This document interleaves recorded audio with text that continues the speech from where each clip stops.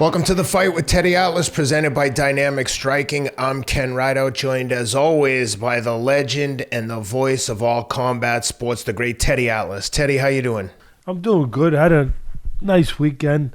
Spent the day yesterday with Tracy Morgan, just a good human being, besides being a funny guy. I don't mean ha-ha funny. I mean funny as making other people laugh. Great comedian, great person. Comes to my foundation dinner, asked me to go to the Giant game with him yesterday. Normally, not something I'd be looking to do. Go to two teams that are like 3-8. Giants and Patriots. It's funny to be rooting for my own team to lose. Now I'm like, if you guys are going to lose, screw it. Let's be the worst. If we can't be the best, be the worst. Let's get a draft pick. So I was praying for them to lose. That's how they start thinking. You're right. Let's lose so we can get either that, or I remember years ago when I had season tickets to the Jets game and took my son Teddy with me all the time because that's why I got the tickets, so I could go with him. And they had Rich Kotite was the coach, and I think they were like 1-15, whatever they were. It was pretty bad. And I think they won one game. So as it got worse, some of the fans said, like you just said, but they had a different incentive. Some of the fans' incentive, let's keep losing so we get the number one draft pick. And there were other fans in there that were little businessmen, and they were like, no, we got these shirts, whatever, coat tight sucks or whatever it was. Or some, how fans are, something like whatever. And with a few more games, we lose a few more games, these would be hot items. These would be good sellers. We just got to lose a few more.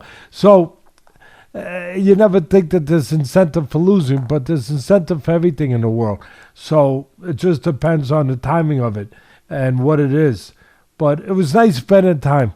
It was nice spending time with Tracy. We were in his suite, and he had his friends there, and just to be with good people, it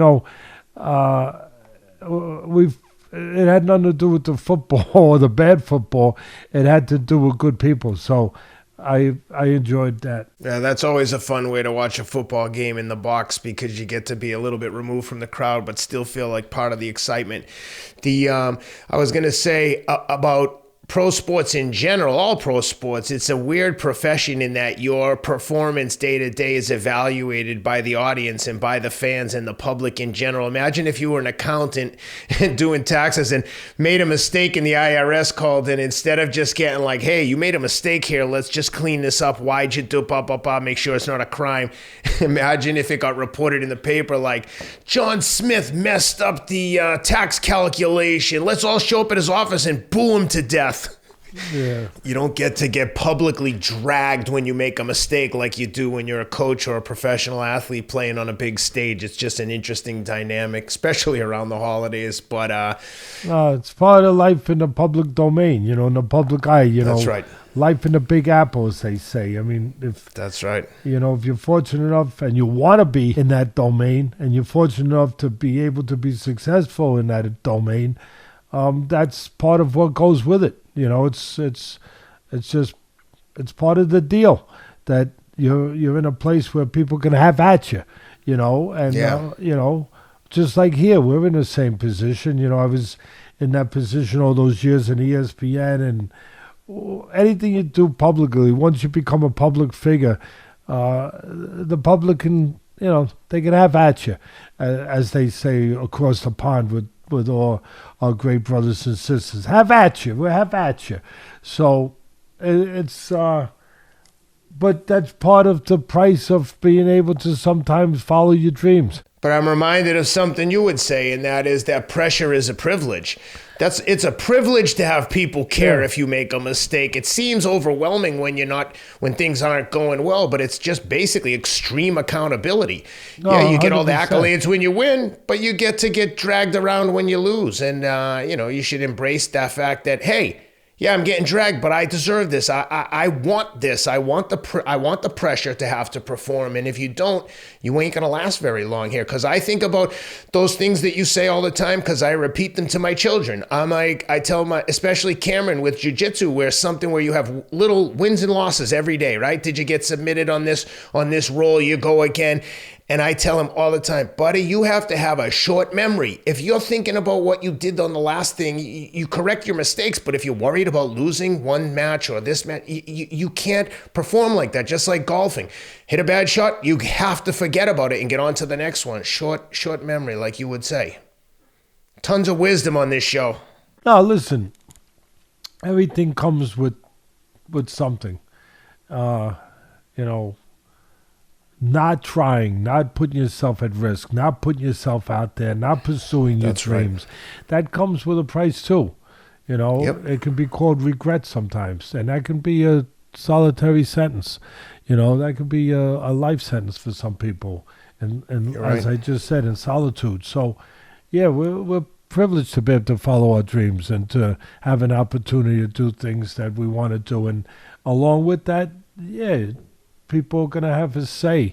They're going to be able to point a finger at you. But again, that's your choice to be in that place. And you're fortunate to be in a place that invigorates you, that you feel you want to be in, that you could be in a lot, you could be in a quiet, and maybe that's what you want, that's fine, but you could be in a very silent domain of whatever it is you do, and not feel really a reward for that. Not really feel that you're, accomplishing the things that you want to accomplish, or really just fulfilling something inside of yourself. Everybody should take a risk. And listen, some people don't get the opportunity. We're blessed just to get the opportunity to take these risks, or the small risks that they are, to put yourself out there where somebody could say something about you. We're fortunate. We're blessed to have that opportunity. Some people aren't blessed with that. Some people don't have an opportunity to do some of the things that they may have envisioned or they may have given some thought to, and they don't get that opportunity. The saddest ones are the ones that could have the opportunity, but they're, they just hesitate to go out there on the branch a little bit. Yep. And take that chance, and then years later they're wondering about what would have been, could have been. All an exercise in risk and reward. Like, everybody wants rewards, but not everyone's comfortable taking the risk, even if the risk in their imagination is public humiliation or embarrassment. Oh, you said that, you're an idiot. You have to learn to, as you know, just shrug it off. And I mean, as long as your intentions are good and you're making mistakes at full speed, like I always tell kids when they're playing sports, make a mistake, but don't be out there pussyfoot and go 100 miles an hour. If you're going to make a mistake, make it fast and get it over with. But when you're out there tentative, and the same thing applies to every aspect in life, if you're out there tentatively trying to test the waters, maybe you want to be a social media person and you're putting out half-assed content, you have to jump in with both feet and say, I'm here, here's what I'm doing, and take the criticism for what it's worth and learn to take some shots and move on. You don't get the big reward without big risk. It's just impossible. It's the way the universe works. No, 100%. And speaking about being blessed, I was feeling sorry for myself earlier, the other couple days ago, thinking about and forgetting how blessed I've been the last 4 years, that my daughter and her husband and her kids, their kids, have been living with me for the last close to 4 years, me and my wife. And now they bought a house in Jersey, and they're getting ready to move right after the holidays. And it's getting, it's hitting me now. Like, these are my kids. Even though they might have an argument with that, we might wind up in court. But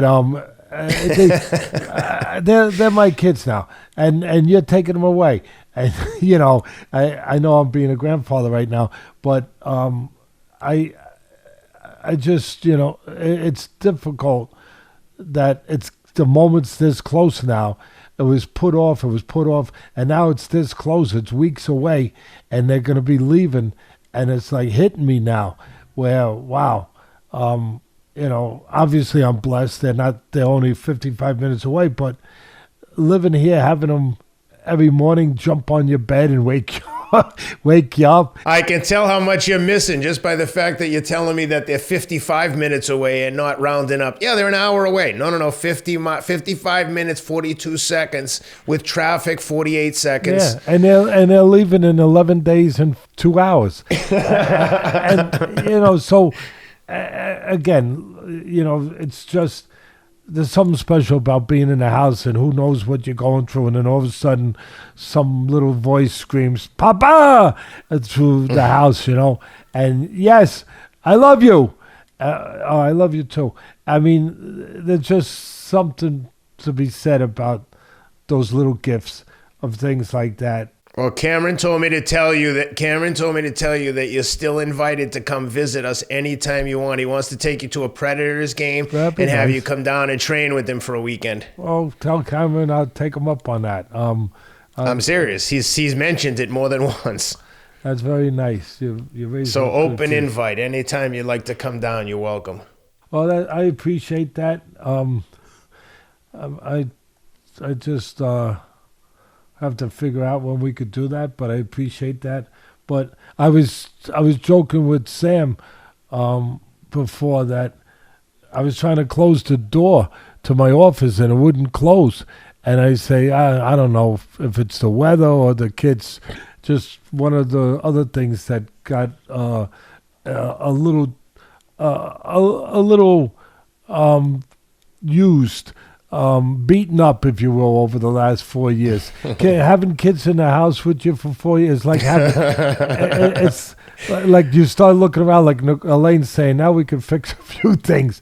Like you start looking around at the walls, this, that. I mean, it's beautiful. You don't even think about it because the fun that's connected to it, the love that's connected. But then you look at it and you say, yeah, the house has been banged around a little bit, over the last 4 years. But to me, it's like having termites, except they're cuter. You know what I mean?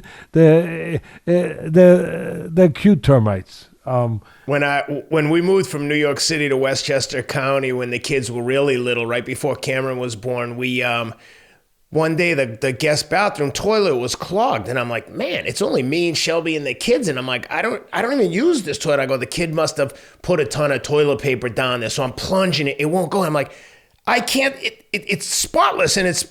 Long story short, I call a plumber. He comes. He's like, takes the whole toilet outside, tips it upside down, and there's like a bunch of Legos jammed in such a way that like he's like, oh, you got all the Legos in here. I got to break them up to get them out. I'm like, they must have just stuffed so many in there until they wouldn't stuff in anymore. They couldn't even flush down the drain.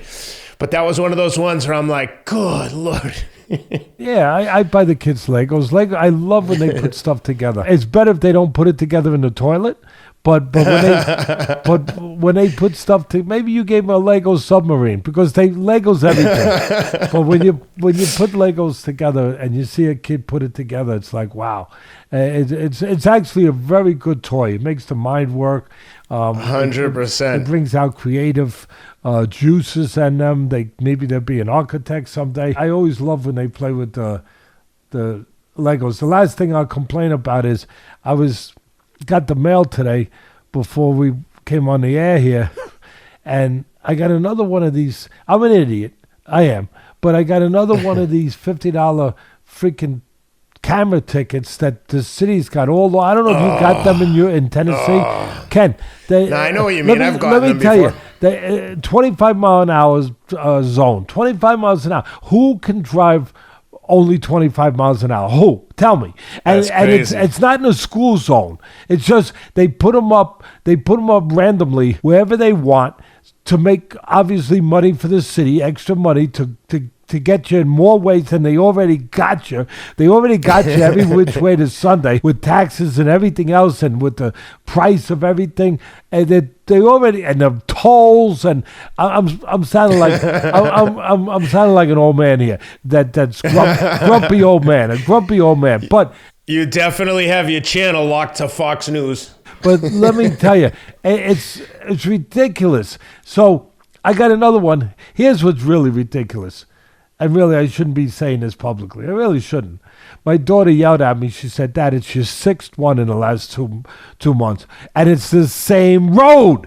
And I'm like, that's unacceptable. I'm sorry. I'm with Nicole. And I know where it is. Yeah. I know where the camera is. Don't even go on that road. The camera is. Now on, no more. I know where the camera is because at night it lights up. And I'm like, oh, damn it, they got me again. So, but I forget. And it's that one spot. These guys must have planned this thing out. It's the one spot where you speed up a little bit to get up the hill, and boom, it's right there, and you forget. And like I said, how do you go 25 miles an hour? Really, how is that possible? And so I'm getting tickets for going like 35 miles an hour, whatever the heck it is, because they posted on there, and they're $50 each, And Nicole's like, "Dad, you gotta stop." I said, "I'm gonna go tear that camera out. I'm gonna." I really, if I knew how to do that, and I was able. Well, listen. You know that in London, they have more of those cameras than they know what to do with. And they basically give you I think it's called like an emissions tax. So if you drive your car within certain limits of London, every car, they take a picture, they send you a bill for driving because they're trying to cut down on emissions. Can you imagine this level of control? And there are groups of people in London that go around like apparently smashing and destroying and dismantling them because it's literally like a communist state. I'd be with them. Crazy. If they need funding for that, I'll send them funding for that instead of my $50 tickets to go and dismantle and destroy. If they put up something like a GoFundMe fund that I can send them a few bucks, to help their group, a vigilante group, yeah, whatever. But they're not hurting nobody. They're destroying freaking cameras. If they, I help them. I will. I'll send them a little check. But if I made a mistake about anything in London to the Brits, I'm sorry, but I know there's something to that effect. But they have the cameras, what you're describing, like times 10 of what Staten Island has. They're everywhere. The thing that gets me with these tickets is I look at it, and look, it's my own stupidity that I get freaking 6 tickets in a freaking couple months at the same damn camera. I mean, that I keep forgetting. I'm thinking about putting a note on my Pfizer. You know what I mean? Like on my dashboard that says, "Remember, ticket camera. Remember," and just so I can look at it and say, "Oh yeah, let me be careful now." The final thing I'll say about it is that really gnaws at me is that the city, really, maybe, I don't know, I'm sure some people agree, some people don't give a damn, but it doesn't touch on them. But for all these policies, all these things they do, all the ways they find to grab money from you, if we did it, we'd be in violation of, they'd be looking to put us in jail. They'd be coming up 100%. They'd be coming up like with a RICO act, to say, "Oh no, you can't do that." There's if we ever use the same sort of thinking and formulas. You mean like insider trading, Nancy Pelosi? All of it, yeah. Well, it's absurd, but less than that. If we did any of the things that they find a way to just squeeze money out of you, we'd all be arrested for, like, they'd say, "Oh, you're shaking people down." 100%. They would literally call it a shakedown. And what they do, putting cameras up for 25 miles an hour, that's not a shakedown. That feels like a shakedown. I could see if it was a school zone. Yeah, okay, 25 is a little quick for a school zone, but if it's not a school zone, it just seems like a money grab. Yeah, a shakedown. All right, that's well, let's move. Speaking of shakedown, let's talk about someone who got shaken down very badly, and I was quite surprised. I'm curious to get your thoughts here. David Benavidez beats the brakes off Boo Andrade. And interesting thing here, I thought Andrade won the first 2 rounds. I was like, damn, this is going to be a really competitive fight. Boo was in like a low stance, wasn't really using his height, but he was in there. So he looked like he was strong. Looked like he was moving the ball the right way down the field. But my God, Benavidez, I have a newfound level of respect. I knew he was tough, rugged, and smart, but the way he just adapted and adjusted and just kept pouring on the pressure. I thought the stoppage, by the way, was perfect. We didn't need to see another minute of that. I think as soon as Benavidez realized that Boo Andrade, unless someone gave him a hammer, he wasn't going to hurt Benavidez with everything he had. Benavidez is like indestructible. The guy is like, he's mean, he's big, strong. He looked like the much bigger guy. And he just imposed his will on him. I mean, the body shots he was hitting Andrade with, like I could feel them in my own house. I was like, good Lord, he's going to like stop this guy early if he keeps landing those. And he eventually stopped him. I couldn't have been more impressed with Benavidez, but more importantly, I'm curious to hear what you think. Am I like way off base here, or did you see it as destructive as I did? He was too big, too relentless, too determined, and too confident. I think that's a good place to start. I thought Andrade showed a lot of heart, did himself proud as far as the best that he could do with the situation he was in, with the equipment that he had. I should have said that. He showed tremendous heart. I don't want to take anything away from his toughness, because I thought that he was much tougher than I had envisioned. A lot of people would say that he fought the wrong fight by fighting in close quarters and spots and trying to bully the bully and all that stuff. That whatever. I'll attack that right away, where, yeah, it's easy to say, he should have picked spots, moved all night, been Muhammad Ali. How many people could be Muhammad Ali? First of all, how many people have that ability to do that? But Ali couldn't even do that against Frazier. Now, I know it was after a layoff. It wasn't the same Ali. But when you're in there with somebody that determined, that big, that relentless, it's hard to fight the fight that we want him to fight. We want him to stand on the outside jab, make the ring bigger, change the geography, keep it on the outside. He comes in, you step out, you counter, you move to the side, you give back. It's beautiful when it's done. But to do it against the guy for 12 rounds that applies this much pressure with that much force behind the pressure, it's a lot easier said than done. And the thing I'll say about that is that in the fight plan, we had the right idea, and that's Andre had the same idea, that he would have to slow him down in order to fight that kind of fight. But he had to do something to slow. So he did. Andrade had the right idea. He figured, I'll pick spots inside, then I'll go back outside.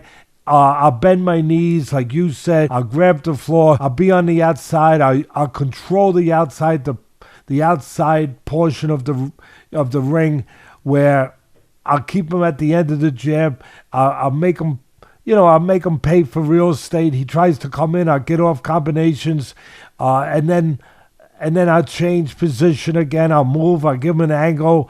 I'll try to keep him a little bit behind me, make him pay full price. And every once in a while, when he puts the earmuffs on, which we talked about in the fight plan, I'll try to split the guard with the uppercut, slow him down, which he did. Slow him down a little bit, get his respect, get his attention, do something to give me a chance to box a smart fight. But there had to be, with that, the ability to slow him down, the ability, and the risk of that you stay there a little too long, the risk that you get inside, and then maybe that winds up taking a little too much out of you. And the thing that's not quantified here, that people can't quantify, they can't see it, they can't put their heads around it because it's hard to see it. It's not as tangible as seeing the punches that land, but just the damage that presence, that just force of nature, if you will, of a man coming at you, how that will wear you out, how that will wear and tear at you psychologically, emotionally and physically. I thought that he had the right idea, but the application, he just couldn't apply it consistently. He couldn't get it done. And again, if he was Ali and he could twinkle toe all night long, bop, bop, bop, move to the side, bop, bop, bop, and actually do that for 12 rounds, that's what that is the answer. That is the perfect, scenario, if you could paint up a scenario of winning against a guy like Benavidez when you're a guy like Andrade, yeah. But again, a big gulf of a difference, maybe a Grand Canyon of a difference between understanding the picture of doing that, the idea of doing that, the theory of doing that, and the actual execution of it. I thought Andrade did the best he could. He got broken down. Again, Teddy, could he have stayed outside a little bit more, made himself a little less available? What, you don't think that guy, you don't answer the door and there's a bill collector. You think he's going away? Well, he was a bill collector, Benavidez. He wasn't. That's a good analogy. He wasn't going away. He wasn't going away. There's no one home. I'm coming in anyway. I'm coming anyway, and I'll freaking keep coming, and I'll keep coming, and I'll keep coming till I get my freaking bills paid. And that was Benavidez. So yeah. You know what I mean? That's the situation Andrade had. The guy ain't going away, and even if he moves, even if he does that, the guy's still coming. This guy's still coming, and unless you can do that at a very, very high level, it's easier said than done. And he did everything he could for what he had. He showed me tremendous heart that I didn't know if Andrade really had that. Could he have been helped a little bit if throughout it early in his career, before he got to the age he's at now, and of course Benavidez is about 9 years younger, could Andrade have been benefited by maybe fighting some fights earlier in his career that prepared him for this a little bit, that got him ready for the higher temperatures in that furnace that can that square circle can be a furnace. It's just a matter of what temperature that furnace is at that moment. Could he have been put in there where early in his career or during his career where he would have felt a little bit of more heat and possibly understood how to deal with that heat a little bit better and been better for it, that he would understand what that heat does to you, that he would understand better of what he needed to be to deal with that heat, or maybe even more importantly, that I talk about all the time, to know that he could deal with that heat. Because up until Saturday night, he never really knew it because he never experienced that. And they handpicked guys. He stayed undefeated. He won titles. I'm not knocking him. But they never took a fight. And look, a lot of guys didn't want to fight Andrade because of his style, his talent. It was hard to look good against him. It was hard to beat him. I couldn't make a lot of money with him. He wasn't an exciting guy that made exciting fights. So they weren't going to pay you, a Brinks truckload of money to fight the guy. So I understand all those things. But still, they were very, very select in opponents that they did pick. And nothing in his resume that ever was there to prepare him for this. And I'm not saying he had to fight a guy exactly like Benavidez. I'm saying, but something where it's going to, again, make him answer some questions that you don't want to be asked for the first time in the ring with a guy like Benavidez. To ask you those questions. Can you tolerate this? Are you ready to tolerate this? And he never really got asked those questions. Not to the degree that he would need Saturday night. But look, he did the best he could. I'll say it again with what he had. Benavidez, I want to give him credit. I want to give him credit that he had a fight plan. His fight plan basically was apply pressure, but also break down the body. And he did. Go to the body. I love the way he was very selective for his punches. The right time with an uppercut, the right time with a body shot. Consistent with that.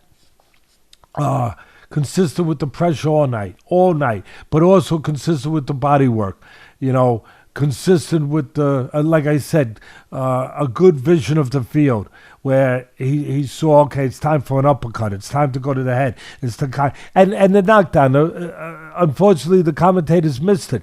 But that knockdown, when he scored that knockdown in, what was the fourth round, whatever round that was, when he scored that knockdown with the right hand, all they said was big right hand. It was set up with a subtle move. See, they're making him just a big monster, the Mexican monster. But he was a smart monster because he dipped a little bit. He made a little dip on his right side and then came with that little dip disguised the punch enough to land cleanly with Andrade where he couldn't see it coming. And so he showed me those things. Now, look, he took some punches too. He took... But that was part of it too, his chin, his attitude. The punches he took, some of them were good punches by Andrade that would have affected a lot of other guys. You could say, well, Benavidez is bigger. He benefited from being, he also benefited from being Benavidez. A determined, proud guy that has a constitution and has a mindset that he refused to be hurt. Because those punches still could have hurt him, but he had that resolution, that resolve, that top guys that have great chins have to have. Like, I refuse to allow this to impact me, and if it does, I'll push past it. Those punches on him had the effect. I've said this before. They had the effect that raindrops have on a windshield. They just splashed off. They splashed off. And that's discouraging. Andrade knows he's landing big shots, and the guy's walking right through them.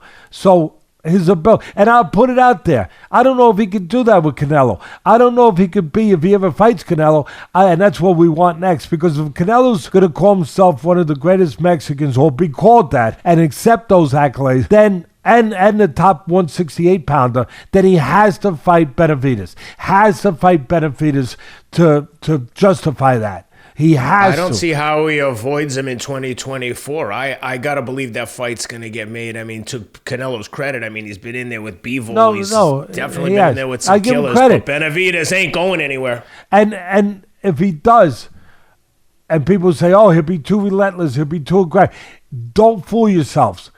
And I'm sticking up for Canelo, who hates me because I said he's not the greatest Mexican. But again, I say what I believe, not based on biases or anything personal, based on what I believe, and not based on who I want to make happy or who I don't want to make happy, based on what I'm consistent saying, only what I believe and what my judgment tells me in this business.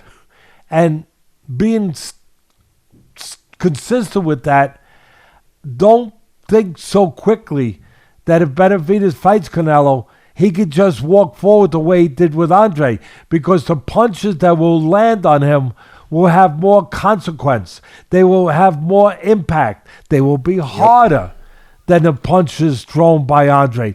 And Benavidez will have to be cognizant of that, and he will be. But he have to, and that will slow down his aggression. That will temper his aggression that you saw the other night, and I can see it. You can say, who could stand up to this? Who could stand up to this? And I can see you saying that. But it depends who is chucking the punches at you. And in this, with a Canelo who punches harder and more solid, he will not be able to fight at that kind of pace, and sometimes even reckless pace, where he walked through a few punches, where he came in maybe a little bit too fast. He will, if for no other reason, out of respect for the power, out of being responsible, out of being a smart fighter, he will have to slow down and be more contained with his pressure than he was that night. So that would make it interesting. And if we get to that fight, and me evaluating that fight. What do you think about Benavidez versus anyone at 175, specifically, let's say, Bivol? Different animal. Bivol is big. Bivol can handle. He's been in those pressure situations. He's gotten the answers that Andre didn't have going in there. He's gotten those questions answered. He knows what he can handle.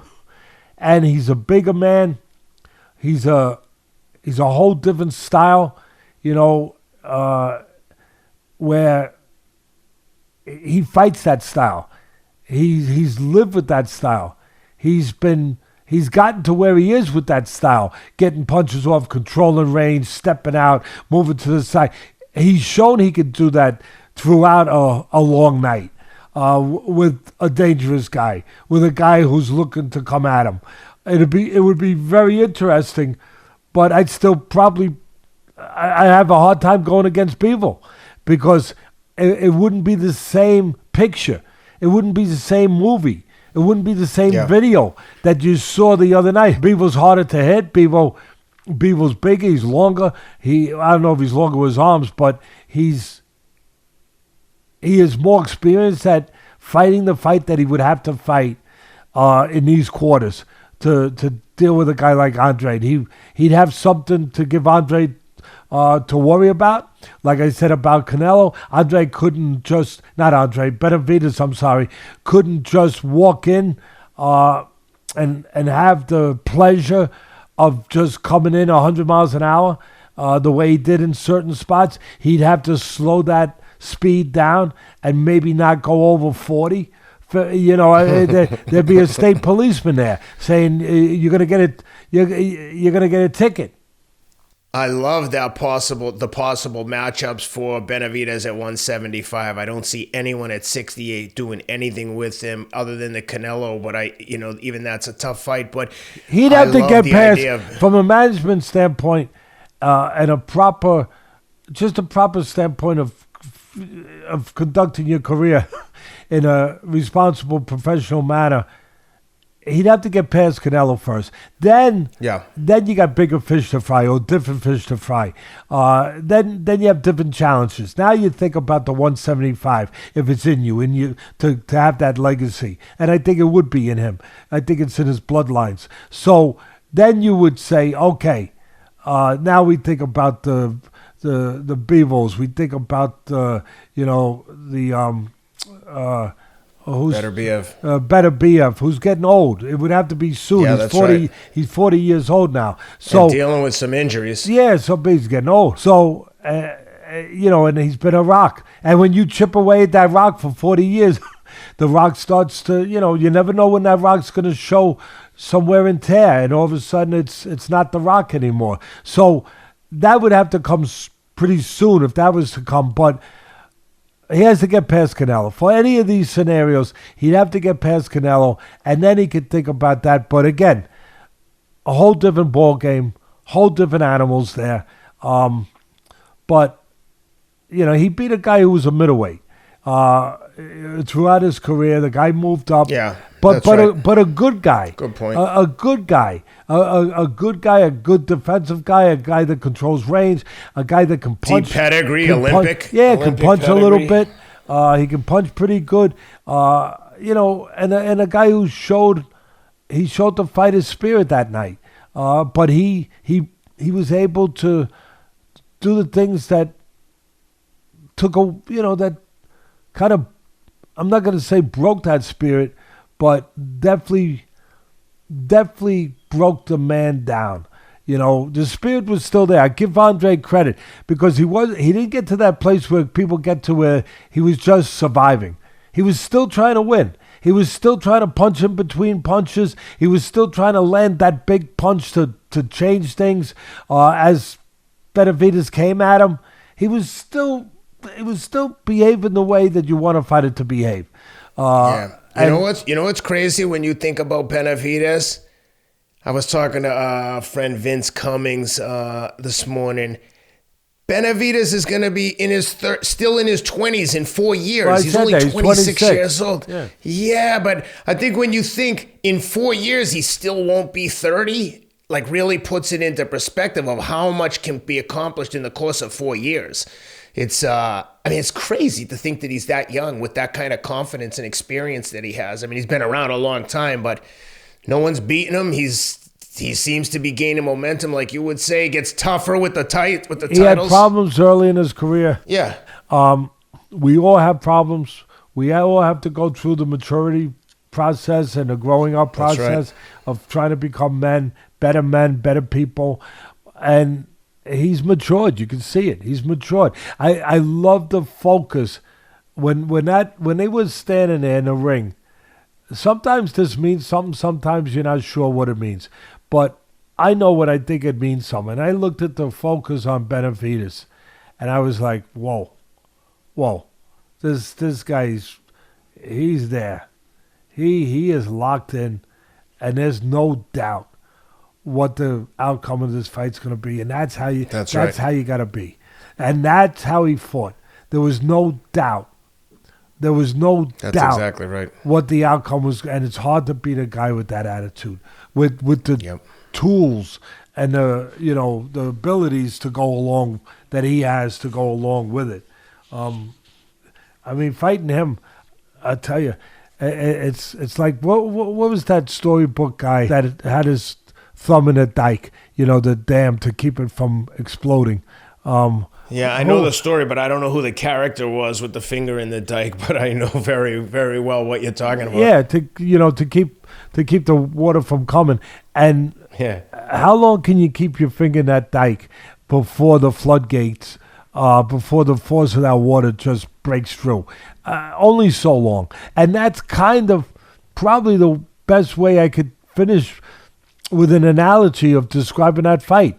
Andrade was the guy with the finger in that dike the best he could, brave as hell, trying to keep that dam from crashing in with that force of all that water from breaking through. But eventually the water broke through.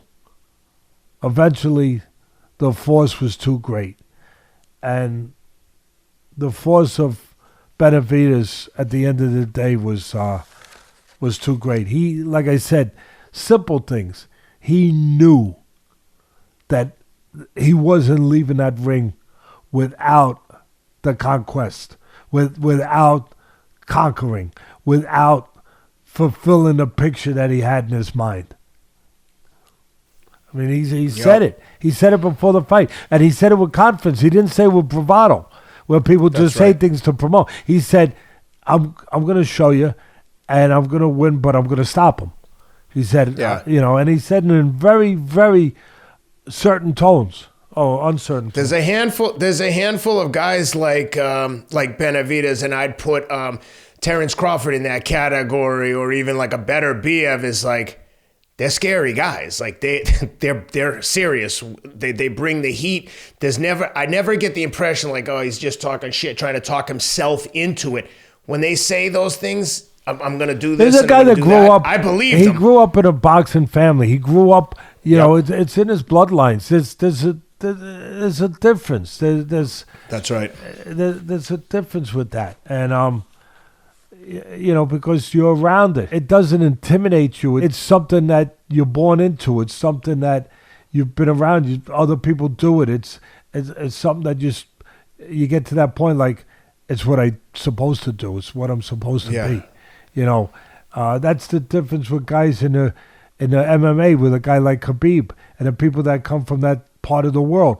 They grow up with like a warrior's mentality. It's part of the culture. It's part of the teaching. It's part of the development that you're supposed to be a warrior. It's not. That's right. You're not intimidated by the thought of that when you're 15 years old, because when you're 6 and 7 and 8, it's been taught to you. It's been around you. It's been immersed into you. They're wrestling bears, for God's sakes. Now look, I know it's not a grizzly bear I get it, but just the idea that they're doing that to get rid of those certain failings, certain weaknesses, if you will, human nature weaknesses of being intimidated by things that should intimidate you. Not everyone goes through that process. And when you grow into a family, a fighting family, that process is part of your development. And it gives you an edge. It gives you an edge. And to your point, they have that same mentality, even when they're on the wrong end of a beating, which was the case for his brother, Jose Benavidez, who got taken apart by Jermall Charlo in his comeback fight. Jermall Charlo. Two different people, though. Two different. Before you go, two different. Same family, but everyone has their own temperament. Everyone has their own core of what they are, and different people. Benavidez, He fought, he fought strong in spots. He fought, out of his weight class in that fight with Charlo. But a whole, two different people. But go ahead. The point I was going to make is different people certainly in terms of the skill set. But the mentality seemed to... Jose was fighting like David, only he was losing, but he kept coming forward. I mean, some of the shots he got hit with, I couldn't believe he was still standing. Great gym. He only fought in spots. It's like he fought more... He did a great job for the position he was put in as an underdog with a bigger guy who's a champion, who's undefeated. He did a good job. But... he fought, and that's where he's different than his brother, where he comes up short. He was fighting where he was satisfied to do enough to lose. That's a good point. In a brave way, in a acceptable way, in a respectful way. I think that's an important element for the people listening. Not a lot of people are going to get this kind of breakdown from the other analysts on TV, but I think that you hit the nail right on the head. This is perfect description. Keep going. I'm sorry. No. I just want to make sure people are paying attention. That's where it differs. You're right. He's got talent. You're right. He's got this. He's got that. He comes from the same family. But the attitude, the core of what makes us all us. He has lost twice at the higher level before. He lost to good fighters, but he's lost every time he's stepped up. Danny Garcia, Terrence Crawford, two tremendous fighters. Talking about Benavidez, the older, but the smaller Benavidez that just fought Charlo. But where the younger brother showed that there's only one end result for him, to win, or to keep going till you get to where you got to get to. Enough is never enough until it's over. Then you can say it's enough. That his attitude, the younger brother who beat Andrade, his attitude is to find a way to go into other rooms in your house, to just keep marching forward. There's more turf to take. There's more property to take. There's more territory to take over. We're not satisfied with just a good battle. We're winning the battle. We're not satisfied. Benavidez is the Genghis Khan of boxing, conquering everything. Exactly. And where the brother was, as I already said, you could see fighting in spurts, doing just enough to hang in there and to lose in a respectful way. Look, he's trying to win. He's trying to win, but he ain't prepared to go to the place that you have to go to in these kinds of situations to win, where in his mind, he might be going there. In his mind, he might be going there, but in reality, he's not. In reality, there's a cutoff for him that's acceptable. There's no cutoff for people like his brother. There's no cutoffs. You keep going. It's not a matter of, a line being there where, okay, you got to that and you satisfied your contract. You satisfied your contract with yourself. You did yourself proud. No, you have an acceptable effort. No, there's only one effort. There's more to be done. Do it. There's, get to that place. And some people get to their place. And their place is to have satisfied an effort that they can live with, that they can publicly live with, that I put forward an acceptable performance. And there's the other ones that nothing is acceptable except complete victory, except complete domination, if that's possible. But that attitude is always possible. The result of it's not always possible, but the attitude to get full domination is always possible. Always. And that's something that calls to these people, that demands from these people, that just that orders these people to have that sort of mindset. And there's other ones that aren't ordered in that way. It's not called to them. It's not demanded from within. And the younger Benavidez, he was smaller. He had an uphill battle. He landed. He showed a great chin. He showed heart. He always shows heart. He showed heart. He took some really big uppercuts, big right hands.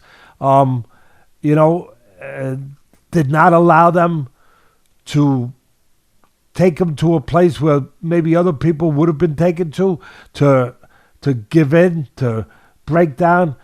But there's always a give in. We can always find a way to do more. There's always a compromise in life. People don't like it. They're not comfortable with it, to hear it, that we compromise ourselves every day.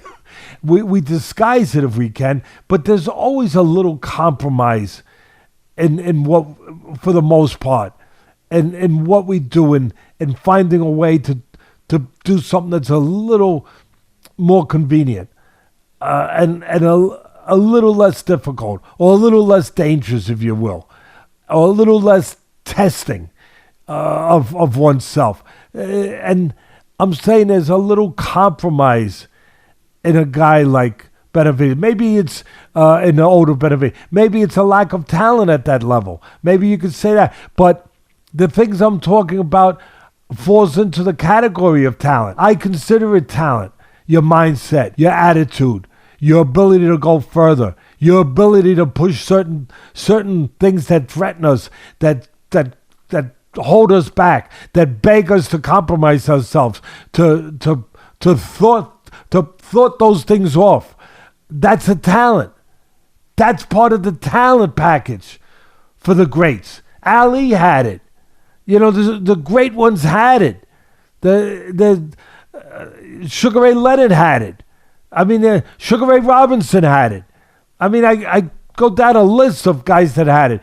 Not everyone has it. That doesn't mean they can't be a champion. That doesn't mean that they can't be a top fighter. I'm just saying they can't be that. And the younger Benavidez can't be that. And he needed to be that if he had a chance to upset the apple cart. And it was all stacked against him. Charlo's people picked the right guy. To come back, they picked a smaller guy who had lost at the top level, who had the right name, would give a good enough performance to test their guy, to see where their guy was at. And Charlo did a good job.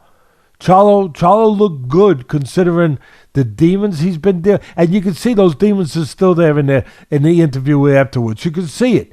You can see his face. You can see his eyes. They're dimmer than they used to be. They're not as bright. They're not as shiny. He's not as cocky as he once was, if you will. Confident, whatever you want to call it. Well, you could see, for me, with Charlo, you could see someone who appeared to still be going through something heavy. He looked like that's what I'm saying. He's still. Well, that's what I just said. He's still not there. He's still not out of that fog. He's still battling those demons. He's trying to keep that door bolted, but they're banging at the door. And God bless him. I give him credit. I never liked the Charlos a lot. I never loved them. I was never in love with them. Their whole mannerism, their whole way of, like they to me they were like the Kardashians. You know what I mean? They were like the privileged one, and they behaved that way. And look, I know they came from where they came, and I give them credit for what they did and what they've done. To battle to that place, but once they got there, just they just looked like the ones with their nose up in the air, like not the people you'd want to be hanging out with. And look, they're good and they're tough, all that stuff. But I got more admiration for this Charlo now. I do. Because I know, I don't know exactly, but I know enough of what he's battling, and what that battle can be with mental illness, with other things, and his lifestyle might have been part of it back then. I'm not dismissing that. All I'm talking about is where he is, and where he's trying to get to, and where he's coming from, and he's fighting more than just an opponent. That's right. In flesh and blood. That's exactly right. Something probably harder than a physical opponent is battling your own mental health. And to your point, I think that a lot of times when, as fighters in particular, you don't want to show any vulnerabilities, certainly not emotional vulnerabilities. But I think when you do, it lets people know that you're a human just like them. And we all go through this. And even I can say, even for myself, when I've shared vulnerabilities publicly, the outpouring of support is overwhelming. And I think that that's exactly what's happening even with you. Like you said, I like him more now because I see that he's a real person and not afraid to address the emotional distress he's going through. And I think most people are rooting for you when they realize you're in that kind of battle, because those silent enemies are like the ninja, right? They're like the imagination, the things that you can't see. They're insurmountable, and there's no limit to what can happen in your imagination. So to know he's going through that is it's disappointing. I hope he gets better. I know you do too. And hey, if we were questioning about his boxing skills eroding, he looked sharp considering how long he was off. He looked really good. Not only looked sharp, said, he was in with the right opponent, but they picked the right guy, but still he was tested, and he could have failed, and he didn't fail, and he looked good, and he behaved good. He fought good, but he also behaved like a fighter still has to behave when push comes to shove. And in some ways, this was the most important fight of his life. Even though he's won title before, and he's 30-0, whatever his record is, but in many ways, this was the most relevant, important fight in his life. A fight for his future. A fight to see if he could win. If he could win over himself. And there's no greater fight than that. For your own survival. For your own existence as a human being, as a person. You can see it. You can feel it. And you can see Ronnie Shields, and I give him credit, really. Ronnie Shields, former fighter, number one contender at 140 pounds, fought for the title against Billy Costello, who's I've trained in the gym with him in Gleason's back in the day, and I trained Billy for a little while later on. But then he, at the end of his career, but he decided to retire. Good guy, good kid, and a good puncher. And Ronnie Shields was number one contender, fought him for the title, came up a little short. Really good fighter and a good trainer. And I could see the compassion in his face. I could see he looked like a father who was protecting his son. I could see the worry, the concern. I could see it. It was palatable. Where I maybe because I look at those things, because I've been touched by those things in my life, and those things kind of speak to me a little bit. Maybe I see it a little more than maybe someone else will see it, but I could see Ronnie's concern, like he was putting his arms on top of his shoulders, moving him through the ring, taking him to the interview, and then staying with him, and then taking him past that. You could just see the care, as I said, the compassion, but the concern because he knew what he was dealing with. He knew what this kid was dealing with, where he was coming from. So he was in some ways for Benavidez to kind of close off on that. And I guess I already said this already, and you were nice enough to say that people should listen to the difference in the way that I'm breaking it down, the difference of a guy who just has to go to the end of the earth to get to where he has, and where some people don't have to go that far to have victory. And Benavidez, the one, of course, with Charlo, in some ways, his victory was a moral victory. And I'll close on that. A moral victory, that he fought a bigger guy. He put forward a good effort. He came up short. But if it's conscious or subconscious, and I'm sure it's part of both, his goal was to put up a good effort and to never embarrass himself as a fighter. And he did that. But he's not his brother. Again, not just in talent, but in that kind of mindset. So that's those fights. That was incredibly thorough. Thanks for doing that. And one thing we always talk about with, and not just worrying about your mental health, your physical health, but also your mental health. And at the end of the day, they're all tied together. And one of the things that I take every single day in an effort to be on top of both mental and physical, because again, everything you eat affects your emotional state. This isn't, yes, it's an ad, but I mean this sincerely. Like, the way you eat, the fuel you put in your body is going to directly affect your emotional state, the way you feel physically, etc. One of the things I do every day to try my best to stay on top of all the aspects of my health is take AG1. That's Athletic Greens. You can go to athleticgreens.com/Atlas, and they'll send you 10 of these free travel packs with each purchase. You'll get the 30-serving multi-bag, and you'll get the 10 free servings. I take this with me every single time I travel. I'm going to Austin this week to host a shakeout run. Anyone in Austin want to run with me? 7:30 in the morning on Wednesday. On my Instagram, you can see it. But go to athleticgreens.com/Atlas. Get the 10 free travel packs. But more importantly, look, this stuff is made from 75 whole food sourced ingredients. So you're not getting a bunch of chemicals like you would in a vitamin from, your local pharmacy. Athletic Greens makes all the vitamins are extracted directly from food. It's a green powder. You mix it with 8 to 10 ounces of water in the morning. Honest to God, it couldn't be easier to take. It costs less than a cup of Starbucks coffee, and it's actually good for you. So check them out, athleticgreens.com/Atlas. Get the 10 free travel packs. Support the show. More importantly, support your own health and immunity.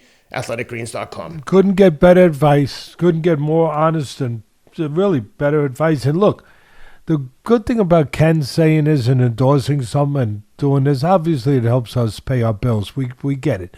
We're not trying to pretend anything like anyone else. But we only really back things that we believe in, that we have true experience with, that we say, okay, we like this. We like it for this reason. We don't like it for that reason. That's the first thing. But the saying, the proof is in the pudding. The way Ken takes care of his body, I mean, he's over 50 and he's running marathons and with speeds of less than 2 hours and 30 minutes. I mean, that's incredible for anybody at any age. But at over 50, and you look at him and you see the pride that he takes, but you see and taking care of himself, but you see the work that he puts in to maintain, obviously, the body that he has, which gives him the ability to do what he does at this age in these kind of just tests of endurance, both mentally and physically. Nothing, I mean, other than a fight in the ring, I can't think of too many other things that could test your resolve and your physical aptitude and endurance more than a marathon. There's not too many things. So you're hearing it from a guy who's not just doing it because it's something that's convenient to do, that, hey, it helps the show. We do. This guy is a guy who's practicing what he preaches. I guess that's what I'm trying to get at. And for me, if I'm going to listen to somebody about something like this, I'm going to look at the person and I'm going to say, does it make sense to listen to him? And I'm going to say it makes damn sense to listen. When I look at him, I look at his body, I look at what he's accomplished, I look at the way he lives his life, and the results that he's getting in that domain of life, I'm going to say, you know what, I'm going to listen to him. I just want to say that. Thank you, Teddy. You're going to make me cry. I will say this, and I mean this sincerely, and I've said this in interviews. Anytime I do anything, like especially winning a big event like the one that I won in Gobi Desert in Mongolia, and I told Rob this, I've tell everyone, when I do something like that, from the bottom of my heart, I feel like I just represented my entire team. That includes this show, my family, the small group of friends that are kind of in my day-to-day life that I train with and work with. Like, I really, really believe this. And if you believe that, then you also believe that your people are there with you when you lose. And if one of your friends had a setback, you'd be the first one to get over there, pick them up and be like, hey, A for effort. At least you're out there trying. Let's get it. We don't lose. We just learn. But it's incredibly heartwarming to win stuff like that and hear you say things like that, Teddy, and to be able to share my successes, whatever minimal successes they are, to be able to share them with your friends and your people. That feeling, to me, like I said, it can move me to tears. Like, I genuinely believe that, and I always say, the reality of the situation doesn't really matter. What matters is what you're telling yourself, because just like you can tell yourself you're depressed, the world's fall, the sky's fall, and everything's going to shit when you're in a depression, you can also do the same thing with positive vibes and tell yourself, my people are here with me. A win for me is a win for all of us. And when you have that feeling, you get to win a lot, because you can genuinely appreciate when other people win in your world, that you're along for the ride. And I know you feel that, Teddy, when you've had fighters win world titles and you're like, we did this. Okay, you weren't throwing punches, but you were part of the process. And the fighter's just the one in there throwing them.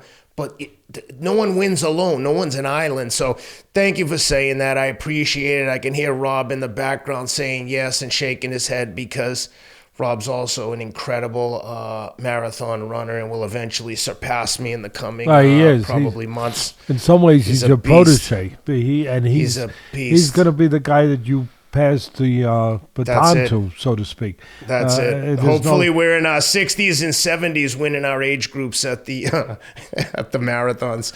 The last thing I want to close. Oh, you're welcome. The last thing I want to, you earned it. The last thing I want to close off with the Charlo Benavidez fight is that from a technical standpoint,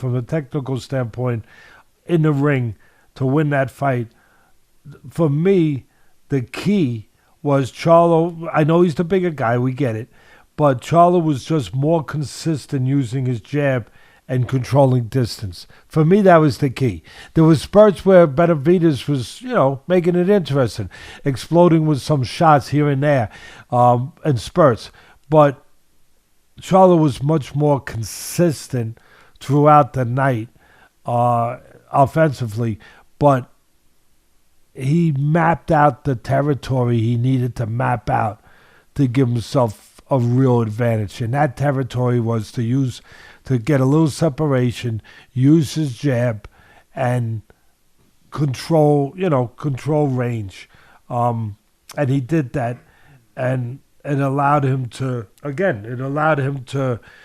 just to control the rhythm of the fight. And as I said, to be more consistent offensively throughout the night, and more effective. So I thought that was something where I give credit again for obviously Charlo's IQ, which is all part of being a champion, being successful at anything. It's not just the physical part, but also his team, and Ronnie Shields part of that team. Yep. Well, let's get into one of the undercard fights, which I thought was incredibly entertaining. We briefly mentioned this before we started recording. Subriel Matias in tough against Shohjahon Ergashev. And from the jump, I was like, damn, this kid Ergashev, I don't know if he's Uzbekistan, but Eastern European. I was like, damn, this kid looks really good. I think in the early rounds, I thought, oh, this is inevitable. He's another one of these tough Eastern European fighters just going to walk him down. But actually, the reverse happened. Matias just slowly broke him down, and eventually, Ergashev quit in the stool. He was pointing to his leg, or, it's a hard word to say quit, that someone quit, and so I don't want to cast dispersions, but from my eye, and I'm curious to get your opinion, looked to me like he quit. Obviously, he had some excuse. He was pointing to his leg or his crotch, but we've also seen guys in there begging to continue to fight and their eyeballs hanging out or their ear is hanging off. So it's very odd to see a guy from this part of the world quit, which is what it looked like he did. And Matias gets the win. I was just shocked by everything that happened in this fight, and I'm dying to get the expert opinion here. What'd you see in the fight, and what'd you make of the stoppage? It wasn't a matter. First of all, it wasn't a matter of Ergashev breaking down Matias. Styles make fights, and everyone has their own, physical abilities, their own physical talents and assets. And Ergashev's physical assets and style is to control range. He's taller, he's longer than Matias, but control range and don't allow the guy to make ground on you, to make him pay a price, to mug him when he tries to go through that neighborhood, as I often use that term, to make him pay for real estate. He tries to come in 2 feet, you charge him 4 punches. Teddy, one quick clarification. He's from Uzbekistan, okay. Ergashev. It doesn't matter where you come from. What matters is That's right. What you become. You don't know what someone is till you know. You don't know who your friends are till they're tested. You don't know how good a doctor is, how good a lawyer is, how good a teacher is, until they're challenged, until they're in a uncomfortable situation, until they're in a situation where there could be a little chaos, where they're tested, where it's not prime situation, where it's not everything rosy. With that old saying, you don't know who's your friend until it's not sunny out. You don't want fair weather friends. You want friends that are there when the weather's not good. Same thing with a fighter, same thing with a lawyer, same thing with a teacher, same thing with a parent. I don't care whatever your job is, and that's the greatest job of all, and the most important job of all, being a parent. We need better parents nowadays, would help the world a lot. But at the end of the day, it's about how you perform, whatever your task is, whatever your job is, how you perform when it's not easy to perform, when you're tested, when things are not sunny all the time, when things are not, of perfect weather, of perfect conditions, where you have to overcome something. And that's always going to be the case. It might not happen for 2 years in your career, 3 years in your career, but it's always coming, no matter what your talent is. And Ergashev was 23-0 with 20 knockouts. I think that's what he was. You can see that he's a southpaw. He's a good puncher with the left hand. He's got good power. Yeah, Teddy, I just to clarify to you, exactly right. He was 23-0 coming in with 20 knockouts, and I just want to confirm that's was right. 19-1 with 19 knockouts, right? Exactly. This was on paper like a incredible matchup. And it started off that way. And it started off that way. And Ergashev, again, to win, his style, his strengths are to control the outside. Matias' strength is to get close and to wear you down, to break you down, to just be relentless, to be a punching machine, to just be an unstoppable force. That's what he is. He in some ways, he's not as talented as Ergashev, quite frankly, but he can punch. But more importantly, it's his resolve. It's his mindset. It's his character, if you want to go that deep.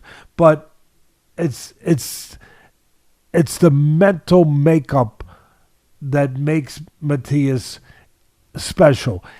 his style, his abilities, his assets, he needs to be in close domain, close quarters to use them. He can't use them really on the outside. So that means that he needs a little cooperation. He needs you to either allow him to get inside or he's got to find a freaking way to get inside.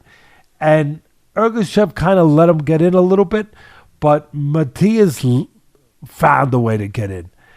Ergashev, you could say, fought the wrong fight geography-wise. I always talk about geography.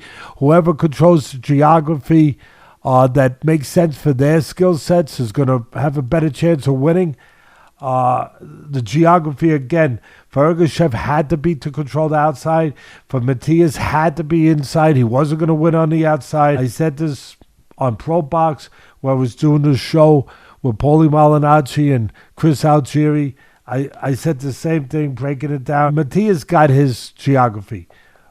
Ergashev allowed him. Yeah, he got convinced by the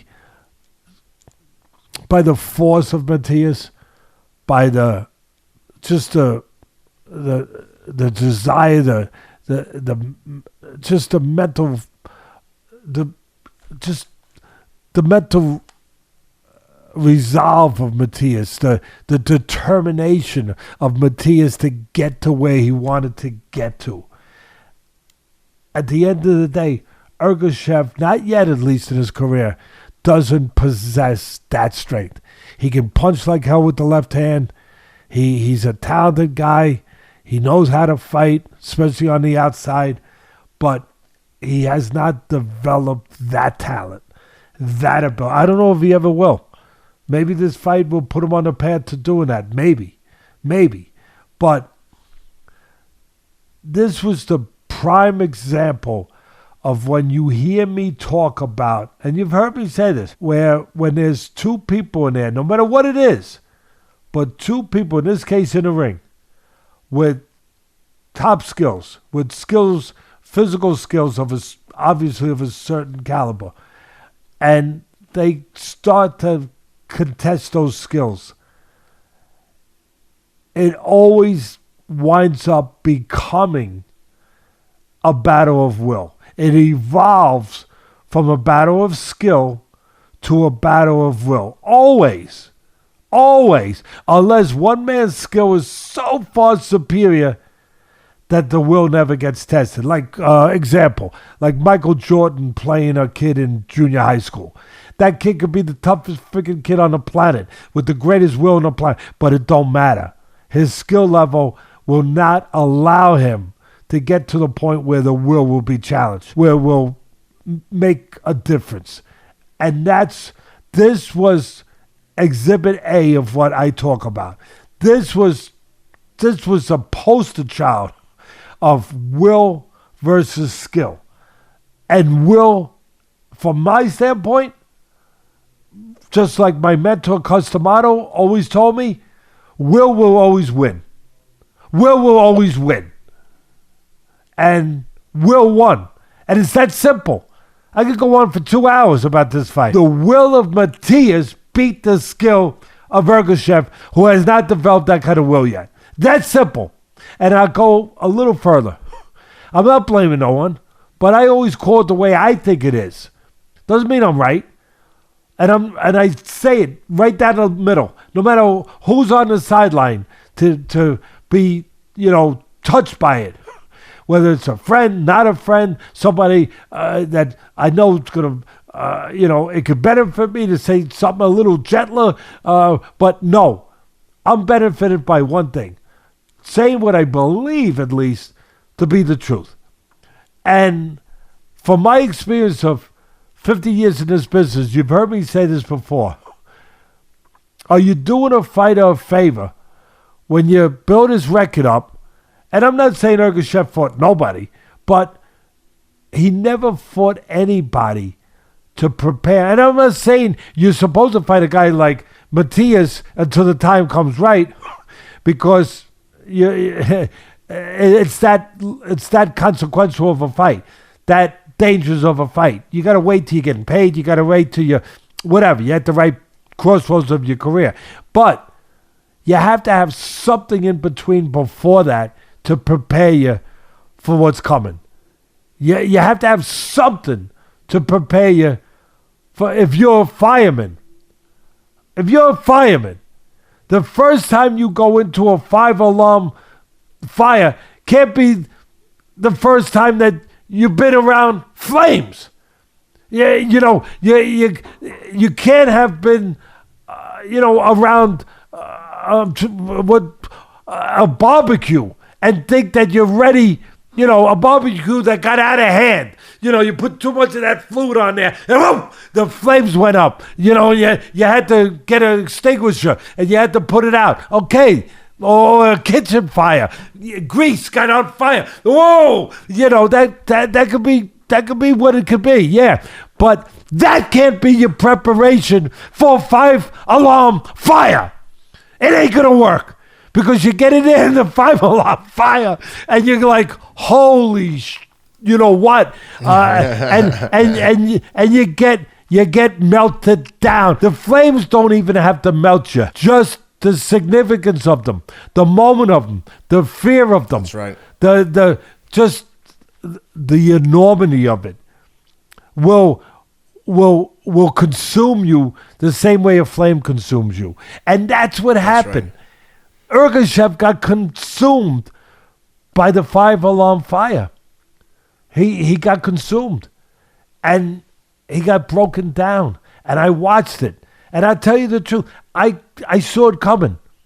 I saw it coming. I saw the possibility of it coming. I even said to a dear friend, David Berlin, who's the lawyer for the promoter of... I spent some time with David at the charity dinner. Always great speaking to David. Such a smart guy. Yeah, good lawyer, good person, and been my friend a long time. And he and his Help the Foundation, just like Keith Sullivan, like my daughter, very blessed to have him. And I think he feels the same way for the other side of it too, with us. I'm sure he does. But at the end of the day, he is the lawyer for Demetrius Andrade, who is the promoter of Ergashev. Does a good job. He's not one of the giant promoters, but he's moving up there, trying to get into that next position. And he's been doing Showtime fights. There's no more Showtime, but he's been doing Showtime. He's going to also be in Saudi Arabia with a bunch of the power promoters, with I believe, with a fighter. So he's in a mix of the promoters to be aware of, and just a little off of that next line of the 4 top guys. The top ranks, the obviously Matchroom and Warren and De La Hoya, I guess, is still there a little bit, and then who's the PBC. I don't know what's going to happen with Al Heyman. Well, I don't know what's going to happen now with Showtime. Obviously, Fox is gone. Those were the places where obviously he did his business, where he developed his fighters. If you were a farmer, you just got your farm taken away. You know what I mean? Like if you're a farmer and you're building crops, you're growing crops, right? You're growing fighters, right? And all of a sudden, someone came in and said, you can't grow them here no more. What? Where am I going to grow them? So that's going to be, and maybe there's a guy, I'm not saying anything that I know anything. I'm just saying from my own mind and my own experience in this business, and maybe for what I want too, because I think he would be good for the sport. But don't sleep on some name named, let me see if I can remember that name, Dana White. Don't sleep on that. Who knows? Who knows if, we're all down a little bit. We lost HBO years ago. We lost Showtime now. We lost Fox. We lost the networks years ago. But, what else is going to replace them? There's always something.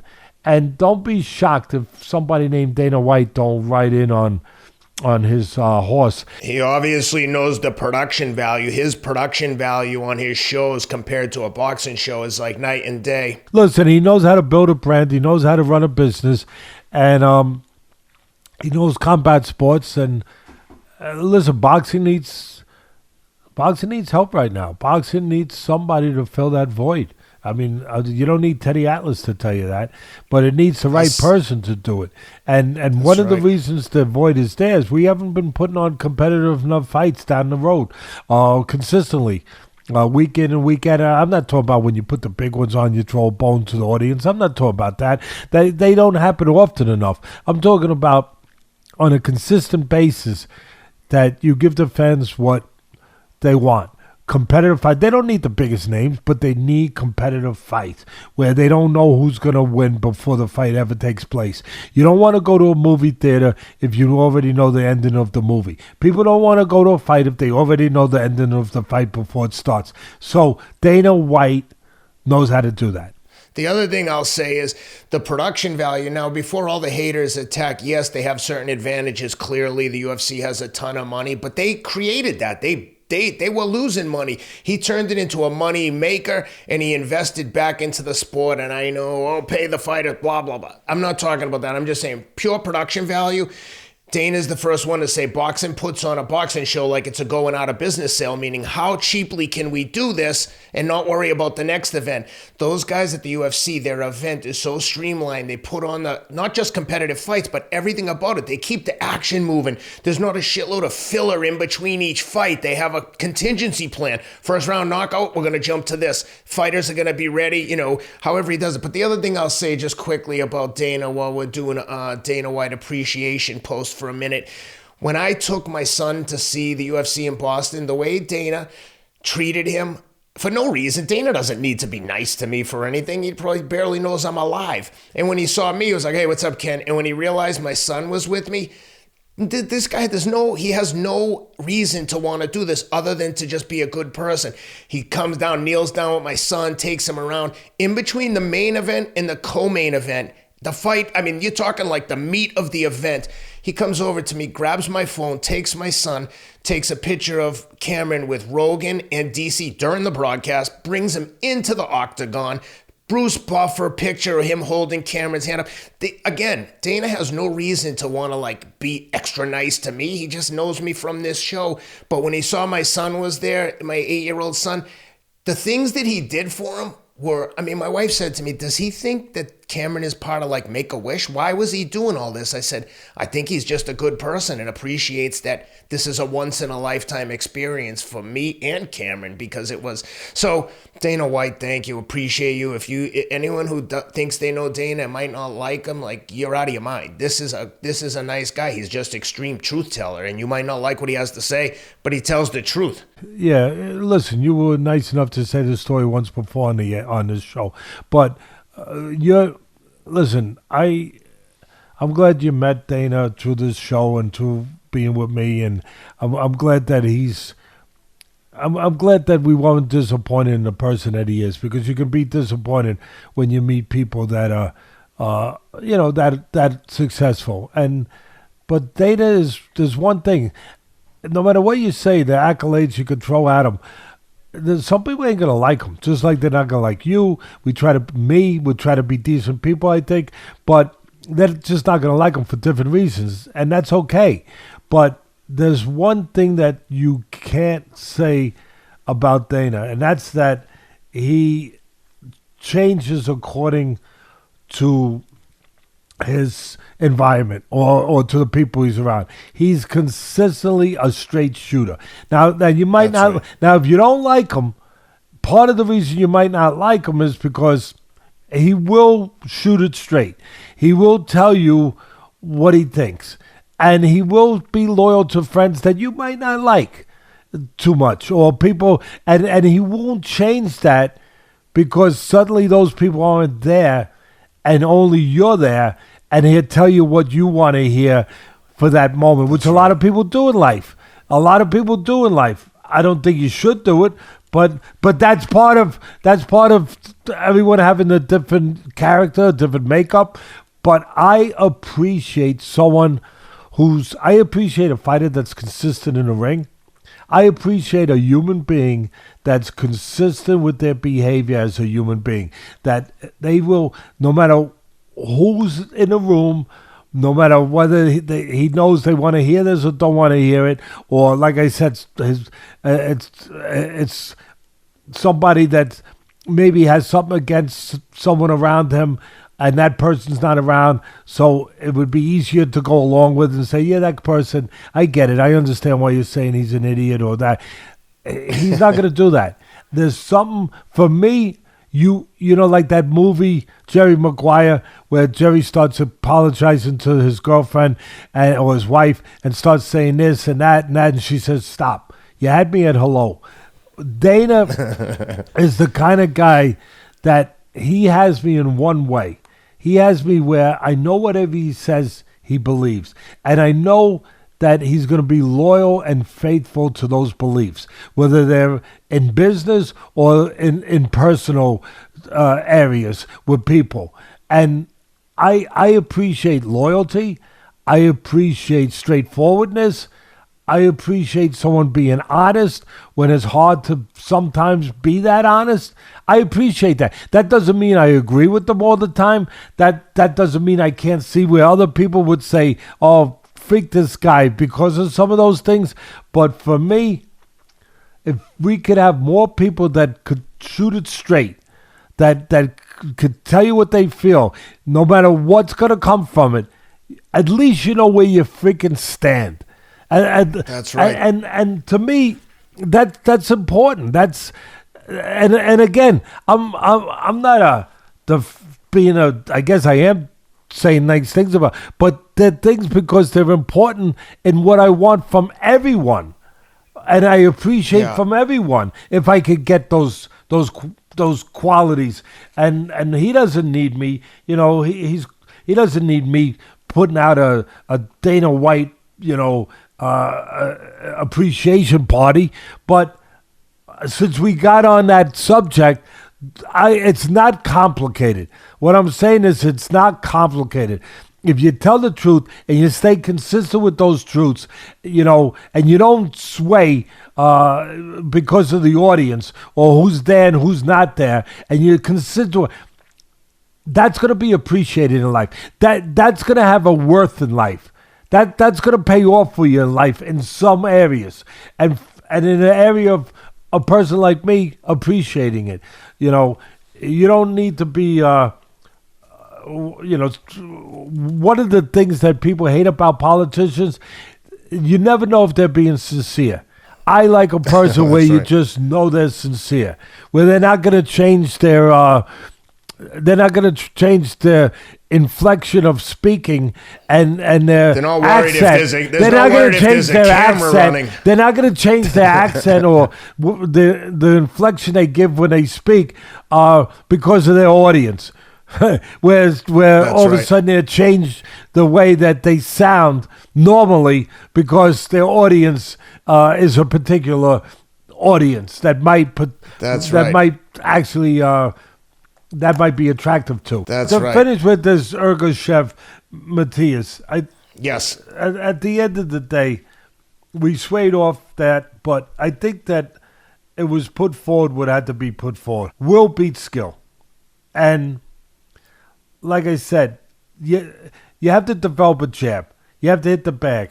You have to develop a defense. You have to be taught to move your head or your legs or block. Those things have to be practiced. There has to be drills for those things. Well, guess what? There has to be practice and drills for improving a will, for improving your aptitude to handle something that is difficult, something that's not comfortable. You have to learn to be comfortable in an uncomfortable environment. That's something that has to be practiced.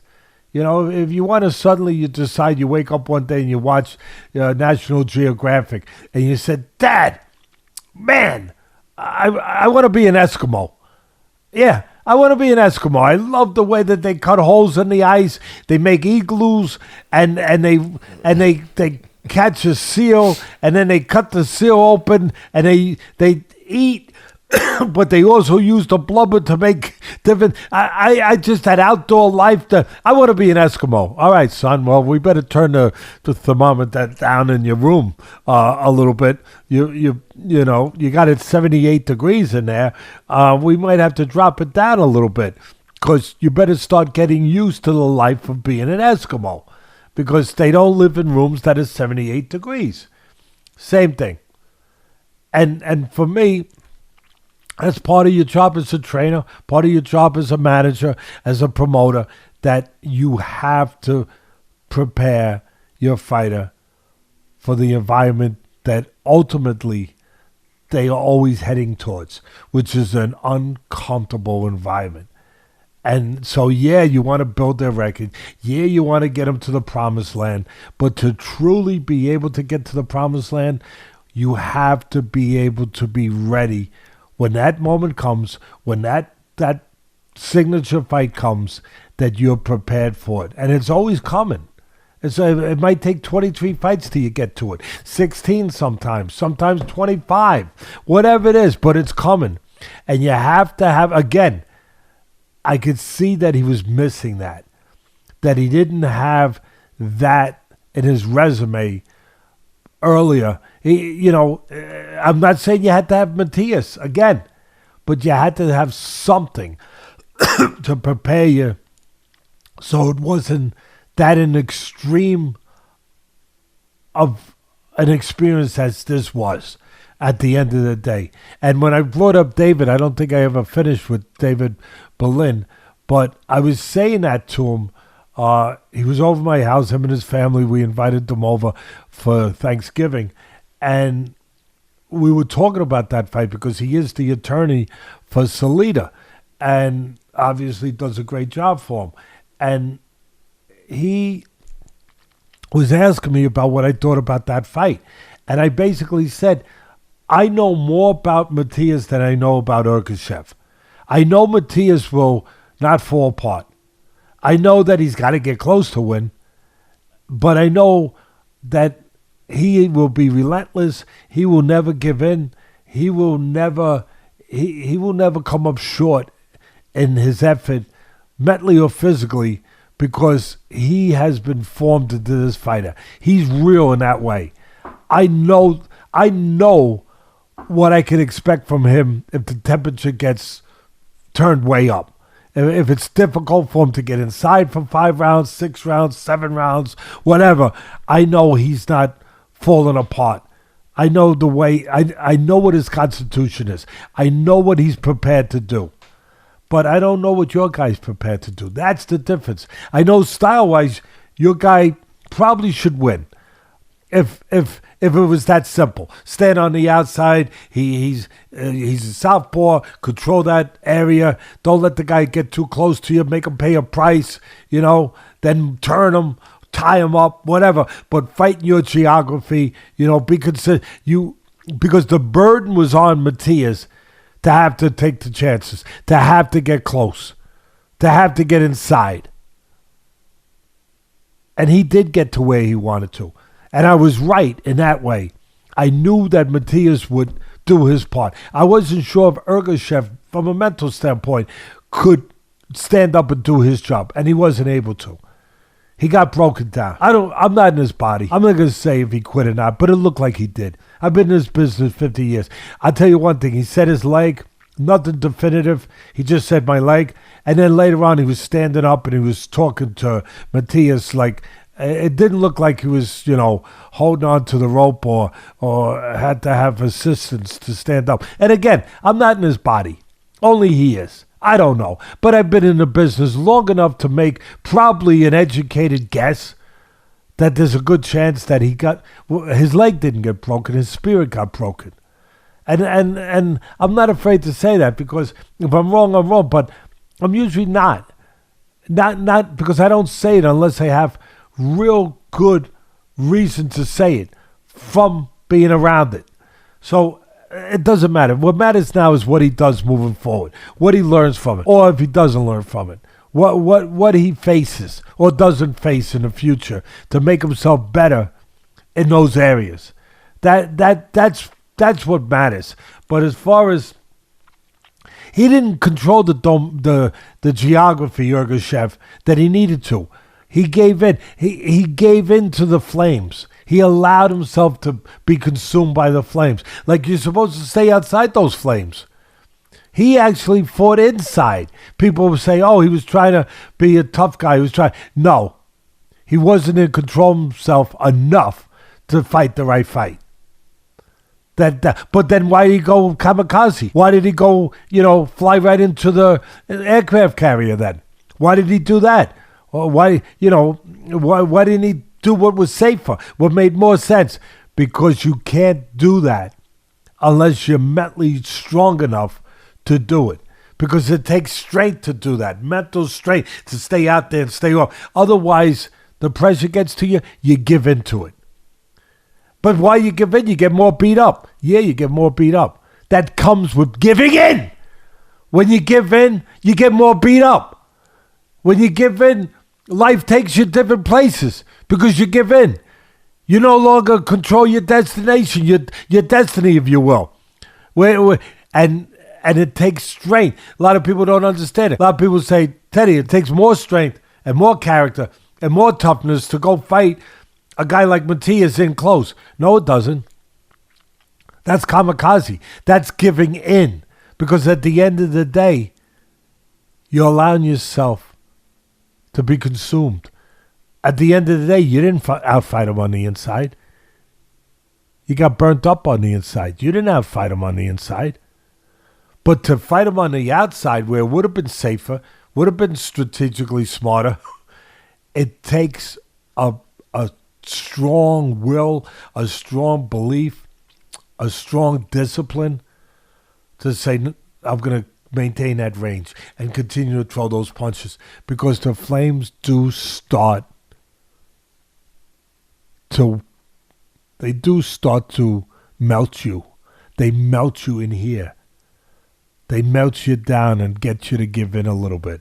And next thing you know, you're fighting in a place you shouldn't be fighting, getting hit with punches that you shouldn't be getting hit with. And a lot of people say, oh, he chose that. No, he gave in to that. That's what I'm saying. And it's hard for some people to get their minds around, to really get their minds around that. But Matias is a guy, I'll buy a ticket to watch him fight. He's got me. I'm with he's you. got me. Exciting. He's got me for life because he fights like a champion and he behaves like one all the time. And you know what? I believe him. It ain't never going to change. Yeah. Because of his upbringing, whatever it was that made him this way, the things that he's faced in life, and there was things, I guarantee you, if you started to look and you started to investigate his background, you'd find the reason for him being the way he is. But he is that way now. He has become that way. He's the real deal, like a Holyfield. He's the real deal. You have to beat him.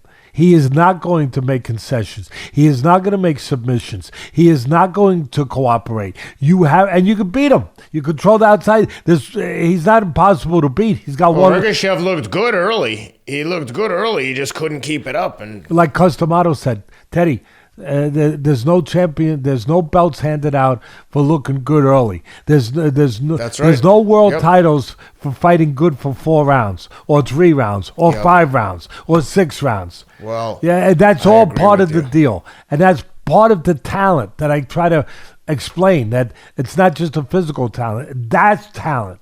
That's ability. That's something that has to be formed. So anyway, at the end of the day, I always watch Matias. He's fan-friendly. But more important than that, he's a guy you can depend on. He's a guy that ain't going to disappear. If he was your friend, good point. He's a guy you call at 3 in the morning. You know what he's not going to do? He's not going to say it's 3 in the morning. Why you call me? You know what he's going to do? He's not going to quit on the stool. No, he's not going to have any excuses. No, he's not going to say, hey, Teddy, you call me 3 in the morning. What'd you call me 3? No, he's going to say, where are you? And I'm in the car. And where are you? Give me 10 minutes. Give me 10 minutes. That's if right. I can make it 5, I'll make it in 5. He's dependable. He is what he is. You know who else is like that, Teddy? You. Because for the boxing purists out there that wanted a breakdown, they just got more intel on Matias than probably every other podcast combined who glossed over that one and went right to the meat and potatoes of the main event. But that's a thorough analysis of Matias and Ergashev, quite frankly. But for the people who who like to complain about and you know who I want to compare this guy to? If there's any historians out there that follow the history of boxing, and I know there's some. Michael Silva, he listens once in a while. He's a great historian. But he's a throwback fighter. I don't usually use that term. But Matias is truly a throwback fighter. He really is. And when I see him, and I'm almost embarrassed to put this name up, but with him, I'll put it up there because this guy's so great. This guy is at such a mantle for me. He is in a special place where you shouldn't mention this guy's name with any of the fighters for the most part, other than very, very few. But he reminds me a little bit of Henry Armstrong, who's probably my favorite fighter of over 200 pro fights, 110 knockouts, whatever he had. He won when there was one champion for every division and only one division, full-time divisions, no junior divisions. He won the featherweight, the lightweight, and the welterweight title and defended them simultaneously in 2.5 months and fought for the middleweight title against Severino Garcia, and they made it a draw because he wouldn't do business with the fellas. He refused to do business, so they made it a draw. They robbed him. He should have had 4 full titles, not in between titles, 4 full titles. He had 3, defended them simultaneously. The guy was a monster. Well, maybe one of my favorite fighters of all time. And he put his head on your chest, and he worked, and he moved you back. You weren't moving him back. He was an unstoppable force. He was a force of nature.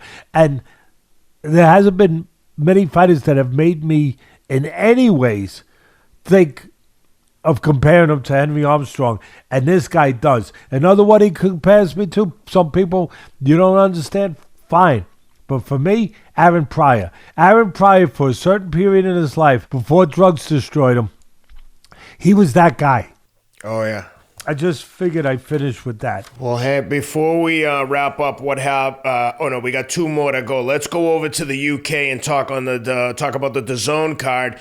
Keithy Sullivan's guy, Paddy Donovan, put on a boxing clinic against Danny Ball, took him apart. I mean, Paddy looked so comfortable in the ring. He's just one of those guys where you're like, someone's going to have a ton of talent to beat this kid. He looked incredible. Danny Ball looked like he was completely out of his depth, and old Paddy took him apart in Ireland. So yeah, how'd you like it? Was Keith happy? Yeah, very happy. He was over there too, because that's what he is. He goes over. Keith, he's not just going to be a manager. He's a co-manager with the trainer of Donovan, and he's got the right trainer in Andy Lee, former world champion, also a southpaw like Donovan. So he's got the right guy teaching him and managing him, and he's got the right guy in Keith, because Keith's not going to be a manager just in name and just in, just in appearance of, like a figurehead. He's a manager, and he's gonna do what I always kind of insist top fighters have to do. Not only fight like a top fighter, behave like a top fighter. He's going to behave the way a manager should. He got on a plane, he went to Ireland, and he was there with his fighter for the most important fight at this point in his career. He stepped up, and he made me look smart, Donovan. I'll tell you why. It's hard to make me look smart, but he made me look smart because I had said on our show last week, I had said that Donovan was the top prospect, Irish prospect, and Ireland's having a renaissance in boxing. They used to have great fighters, years ago, and then it slacked off a little bit, and it's coming back big. It's coming back big over there. The crowds are there. The fans are there. They're great fans, just like great fans, in all areas in boxing, whether it's the Mexicans, wherever it is. But over in London, you have great fans. But Ireland has always had a history of the fans being involved in the sport, backing the sport, having really their own great fighters. And it's coming back. And there's some good prospects out there. But Donovan, I said it last week before this fight. For me, he's in front of the line. He's the first guy as far as the line of prospects. He's number one for me. And for me, he kind of he argued my case pretty well, where he went in there, he stepped up in this fight. I get a kick out of it. Before I even talk about his ability in the ring and his, obviously his boxing style, his boxing acumen, I just loved the way he had a perfect haircut, meticulously groomed, and he reminded me, you're going to laugh. Here's another one for the historians out there. There was a great fighter, one of the greatest fighters of all time. So I'm not playing around here. I'm not just saying this was a guy that's just a good fighter. I'm going to name a guy. Anytime Teddy says I'm not playing around here, you better pay attention. I'm going to name a guy who's probably on the top 10 of greatest fighters in the history of this sport, which has been around longer than any other sport. And that's quite a statement. There was a fighter, middleweight champion named Harry Greb. And he probably had 300 pro fights. And he probably had 100 of them with one eye. Where he had a detached retina back in those days, they didn't they couldn't fix a detached retina. Plus, he could hide it where they didn't have the examinations the way they do today, where it would have been found out. So he probably had 100 fights with a detached retina that they didn't know about, and he had I think it was close to 300 pro fights. He was the Pittsburgh windmill. I mean, he'd never stop throwing punches. And his hair was always perfect. He had his hair groomed. He was a stylish guy. He was, Cuss used to say, if you're going to fight like a great fighter, look like a great fighter. Well, he followed in that sort of way of what Cuss would talk about. And he had his hair perfect. And, he took pride that the way he went in there was the way he finished with his hair. Donovan is the first fight I can think in a long time that actually made me think of Harry Greb in that way. And then that he listen, the hair means crap if you can't fight, right? We're not going to be talking about the hair if he can't fight. But the way he fought, but the way that his hair, it looked the same after the fight as it did before. It was like one little piece that was out of place. I had to mention something about that. You got to be pretty good to fight whatever amount of rounds that was. What to go 3-4 rounds without your hair getting even mussed a little bit. You got to be pretty good. Bottom line is, in all seriousness, first round there wasn't a lot of action, but Donovan landed. He's a southpaw. He landed a straight left hand, I believe, and then I thought that was enough to win the first round. Then the second round, he started taking control. His style for Donovan, he controls range real well. The only thing that I would say is a negative that he's got to be careful of, he's got to correct. His chin is up a little high. Got to tuck that chin a little bit. The old timers would say it's like a lantern in a storm. You got to put it down a little bit. But he's got a real good amateur pedigree. He's been in there with good fighters. He's obviously has a chin on him, but still, you don't want to expose it. I like the way in the second round that he controlled range and he went to the body. He used his jab as a measuring stick. I think he's got to snap it a little more sometimes, but He was pushing it, but I think he was pushing it because he knew what he was doing. He was using it as a measuring stick, looking to set up his power punch, his left hand from the southpaw position. And he did a good job. His style is to get in and out. And if you couldn't really perfect that style, you could be a son of a gun because it's not an easy style to deal with. And he's doing it really well. He took his time picking spots. I thought that he picked spots really well. And I thought that what I took away from his performance was he's a sharpshooter. This is a guy, he's not going to go mangle you. He's not going to go and just, be a hurricane that's just going to, blow you out of the ring with, pure power. He's got good power, but he's technically sound, and he's set up to be a sharpshooter. A guy who's going to control range, pick his spots, and really throw well-timed punches.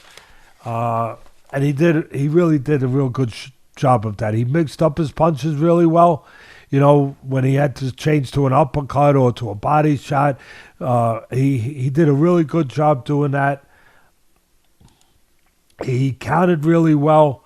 He showed all dimensions. At the end of the day, he got the knockout in the fourth round, showing the dimension that, yeah, he could be a sharpshooter, he could control range, but he could also set traps. He took a little step back, got a ball to reach in a little bit, and then he countered him with a nice jab and a straight left hand, and got the knockdown.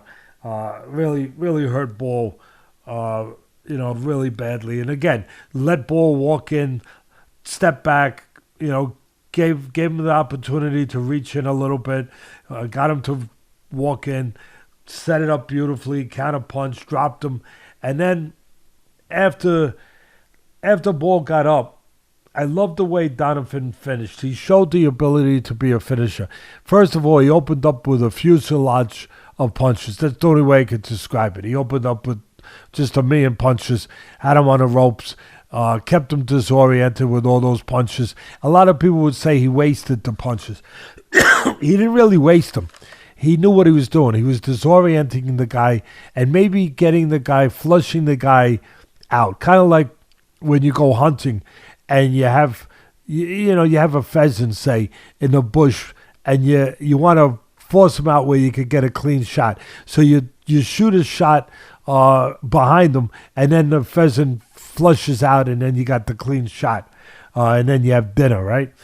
That's kind of what he did. I don't think a lot of people would appreciate it that way, but he opened up with all these punches that looked like, not all of them were getting in real clean. And what did it do? Sure enough, it flushed Ball off the ropes, looking for reprieve, looking for an escape. And when he looked for the escape, what was left open? The body. And he placed a beautiful left hand to the body, and that was the end of the night. So I thought it was an impressive performance by him. And, he beat, again, his hair was never ruffled. I love that. He beat Ball to the mark with the straight left hand, as Ball was loading up with his own left hand in that spot where he stepped back and set that trap. Showed accurate punching. Showed what I would expect him to show if I'm going to call him the number one prospect coming out of Ireland. So, and then that, of course, set up really an incredible war with Cameron Taylor too, their second fight. The first fight, Cameron was just too big, too young, too strong for Taylor. But you know what? I had said before this, I thought Cameron would win this rematch, and it was very close. But the great ones, she's 37 years old now, Taylor, and she's been in a lot of tough fights, and she's at that point. She's in the twilight. She's at that point where you got to start thinking about getting out. But she's still got plenty in her. Obviously, she showed that. But the great ones, as Customato would always tell me, Ken, and I said that last week on the show, breaking this fight down, the great ones have the capacity to, even when they're getting a little shop worn or long in the tooth, they have the ability to put it all together on one more night, where the boxing gods, they call on the boxing gods and bring back what made them great. Bring it back just for one night. And she brought it back. She brought it back again with a bigger, stronger, aggressive, very good fighter besides strong and aggressive. She knows how to fight. She's a lot younger than Taylor. She brought it back. Taylor, I wasn't sure she could, but the great ones can. And she did. She brought it back. I don't know if she could do it for another night. They're going to have a trilogy now. I know the money's there. I get it. 2 great fights. To have the trilogy. Maybe then she rides off to the sunset. For me, she should probably ride off to the sunset now. And I'll tell you why. And she might go and beat Cameron again. But I'll tell you why. Whatever she's got left, she used a lot of that to win this fight. And you get to a point, even the great ones, where there's only so much left. And I just don't know what's left, but I know that she called on whatever was there on this night. I don't know if she could call on it again. Maybe she can, because she is special. Gold medalist. I called her fights in the Olympics when I was calling them for NBC, so I know her for a long time, the kind of person, the kind of fighter that she is. And she's tremendous in every area. She didn't become this great fighter with just talent. She did it with character, with perseverance, with all those attributes, with all those talents that I often talk about that are not quantifiable, where you can look at it and see the speed and see the explosive power, but they're just as important and even more important, because you can't use those physical talents without those talents. So at the end of the day, going in, I thought from a technical standpoint, Taylor had to be a sniper. She had to pick her spots. She had to move, not stay in front of or engage too long with the stronger, younger Cameron. I'm going to give you the quick whole synopsis of the fight. First round, here's where it gets a little dicey. Part of what I think Taylor used to win, and it was fair. She's fighting at home in front of all beloved Irish enthusiastic fans. She rode the emotion of the fans. She brilliantly rode the emotion of the fans. You can see it. She rode that emotion. Yeah, you're in the ring alone. The fans are in the... But you know what? They are in the ring with you. And certain times they are. And they were with her, and she just rode that emotion. I mean, she can't ride it if she's not a great fighter and if she's not doing the hard work.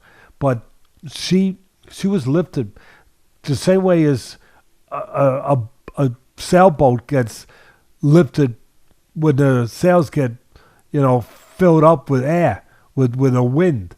That wind comes out of nowhere. That wind, that wind of emotion, of love, of enthusiasm from those Irish fans really did fill her sails, so to speak. She had a great fight plan. Again, she picked the spots.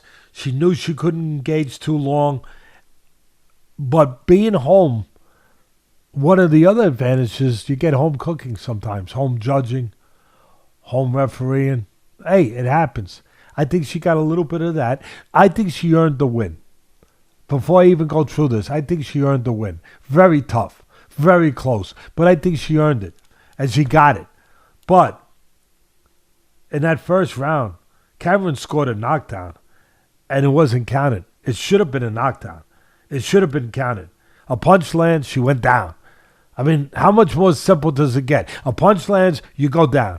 Knockdown, not on the shoulders, not on the arms, but on the head, the chin. So, anyway, They didn't count the knockdown. That would have made a difference. 10-8 round would have made, it was that close, would have made a difference. But we have to move past that. It didn't get counted. First round, so the first round, I give it to Cameron. The second round to Taylor. Very close. And there was a lot of close rounds. Taylor really beat it to the mark and then got out in the second round. And the round said she did well. That's how she did it. She got off, she got out. She countered very well too. Mixed in getting off first and counterpunching. Beautifully. Third round, Taylor was picking spots. Again, snipering, countering well. The one thing that I have to say, did you watch the fight, Ken? Yes, of course. My son Teddy pointed this out to me. He's so sharp. That's why he's one of the best scouts in the NFL for all those years. He sees everything. He pointed out, Dad, they're both in braids, and they're both in black and gold trunks. It was damn hard to tell them apart. And really, that's where it really was. Yeah, that's a good point. That's where somebody came up short. Really, that's someone's job. Really, I know that sounds inconsequential, but there's more important things. I understand, but that's important for the audience to be able to differentiate, and especially on TV. And that's where the matchmaker, that's where the promoter, that's where somebody has to pay attention to detail there and say, wait a minute. Somebody put on different color trunks. You can't both flip a coin, whatever you want to. You can't both have the same color trunks. Anyway, but their styles were different. One was coming forward all the time. The other one was pot shotting, looking to counter. That was Taylor. As I made a note to myself that the crowd's helping her. She's riding the emotion. She wins the third round, picking spots, moving, tying up the younger, stronger Cameron when Cameron got in close. She did a good job of that. Cameron, I said to my note here, needs to be free with her hands when she gets inside. That hurt Cameron, where when she got inside, she's stronger, she's younger. She needed to have her hands free, and there were times when she wasn't able to have her hands free where Taylor did a good job of tying her up, and that was important. That was important. When she had her hands free, which she did later in the fight, she did damage. And she being Cameron. Fourth round, I gave it to Cameron on her jab coming forward, coming in behind the jab, close round, because Taylor was picking counter shots well, but I gave the fourth round to Cameron. Fifth round, it's the jab and the aggression of Cameron versus the legs and countering of Taylor. I give the fifth round to Cameron. Sixth round, very close. Taylor counted, got off first in spots. I gave the round to Taylor. Very close. Round 7, quick right hands. She's got a beautiful straight right hand. She used it against Salerno in Madison Square Garden. The first time that a woman's fight was the main event in the great, iconic Madison Square Garden. That was an unbelievable fight with Serrano. Taylor used straight, quick right hands to win that fight and to pull that fight out of the fire, which that fight was a very tough fight. Round 7, quick right hands scoring for Taylor. Great 7th round. And close round, but the right hand of Taylor's at the end of the round gives her the 7th round. 8th round, big round for Cameron. She showed her strength. She showed her physicality on the inside. Again, she got her hands free. And I said a note to myself, the key is when she keeps her hands punching in there, doesn't get smothered or tied up, she's got the edge. When she gets tied up, then on the outside, of course, Taylor has the edge. 8th round, good round for Cameron. Ninth round, Taylor went back to getting off first. Cameron staying on the outside, tying up in close. I give the ninth round to Taylor. Full disclosure. Always get full disclosure here. I don't know who won the 10th. I got distracted. It was like, I'm not going to put a name in there that I can't stand by. So a lot of people are going to be like, come on, Teddy, you kidding me? Nope, I'm being honest. The 10th round, it was another close round. Taylor,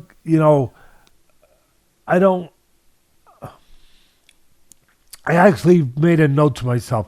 I don't know about the 10th as far as scoring, but Taylor won the fight with her experience, her smart, emotion of the crowd she rode, and her ability to rise to the moment, as the greats do for one more great effort.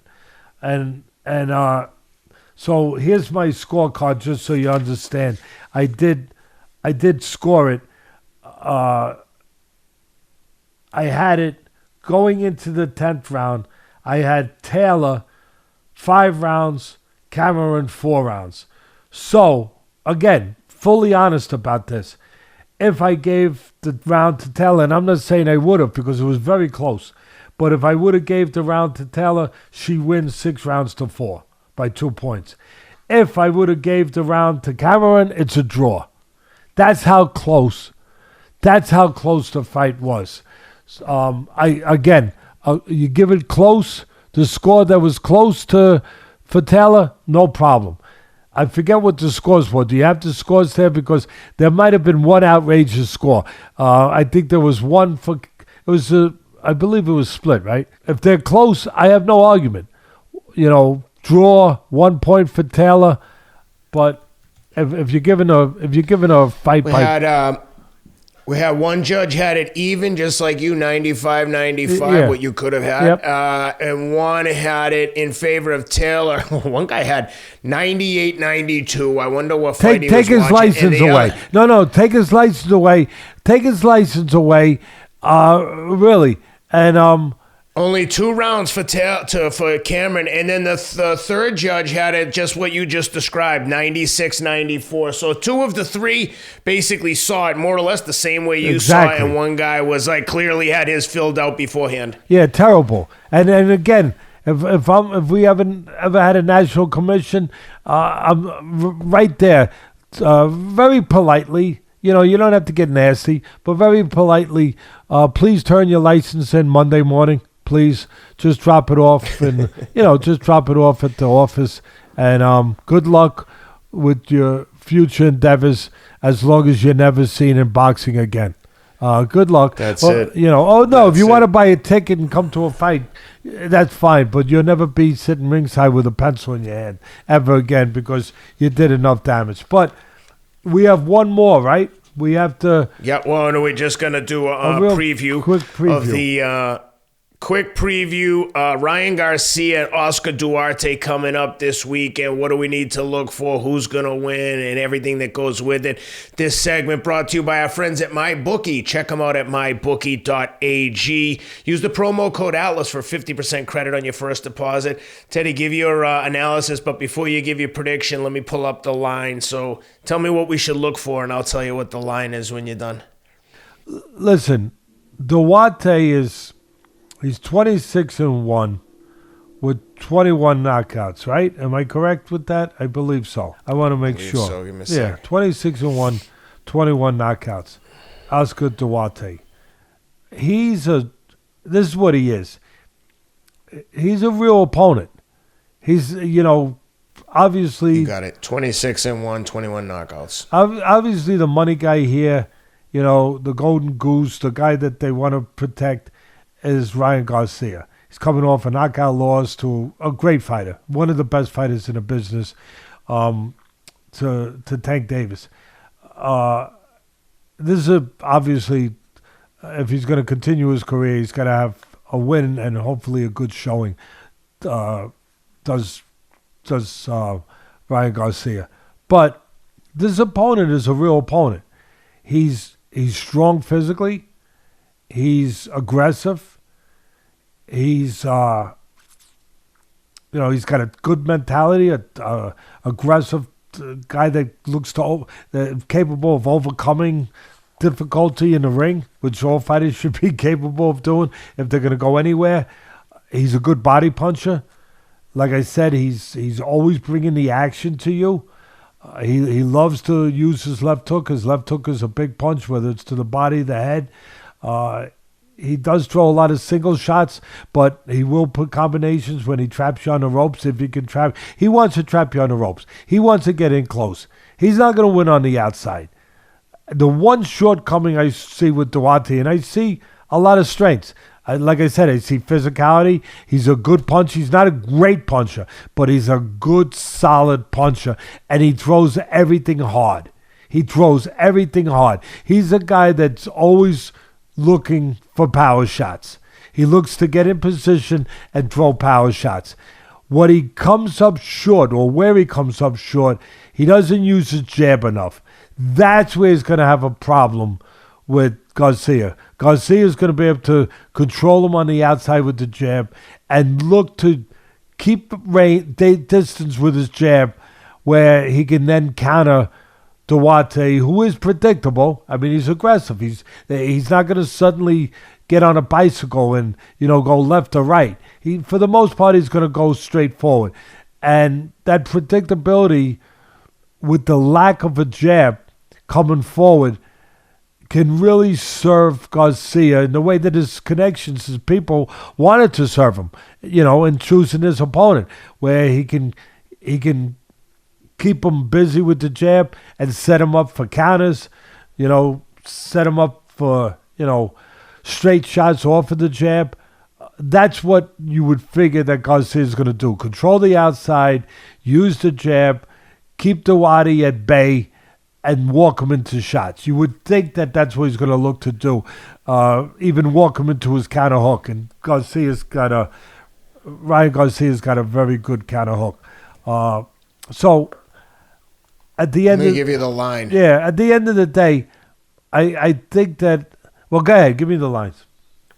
Got Ryan Garcia, pretty big favorite here at minus 450. You getting plus 280 back on Duarte. Yeah, look, Duarte, they picked him. They're not dumb. They picked him for a reason. But I also am seeing that the guy's a live dog. He's a live dog in a way that he's a game guy. He's going to give you a full effort. He's going to be aggressive until you make him not be aggressive by hurting him, if that's what you can do. As I said, his shortcoming is he doesn't jab enough. If you're going to be aggressive, you better put some bugs on the windshield, as I like to say when I was calling the fights ringside at ESPN all those years, where you use your jab to blur the vision of the guy on the outside. So when you're coming in, it's harder for him to time you, harder for him to pot shot you. Without the jab, it's going to be easier for Ryan Garcia to pot shot him, to catch him coming in. That's the one thing I see a big advantage possibly for Ryan. If he can get in close and keep his hands free, trap him on the ropes, it's going to be very interesting. One of the other shortcomings of Duarte, or flaws from a technical standpoint, Duarte does something that I always say don't do. And if I got the fighter on the other side, I say look for an opportunity to take advantage of that. And what that is he'll sometimes load up. Lead with the left hook. Yep, you got it. He'll load up with the left hook. You've heard it before. He'll load up with that big left hook coming in. Maybe even jump in with it a little bit.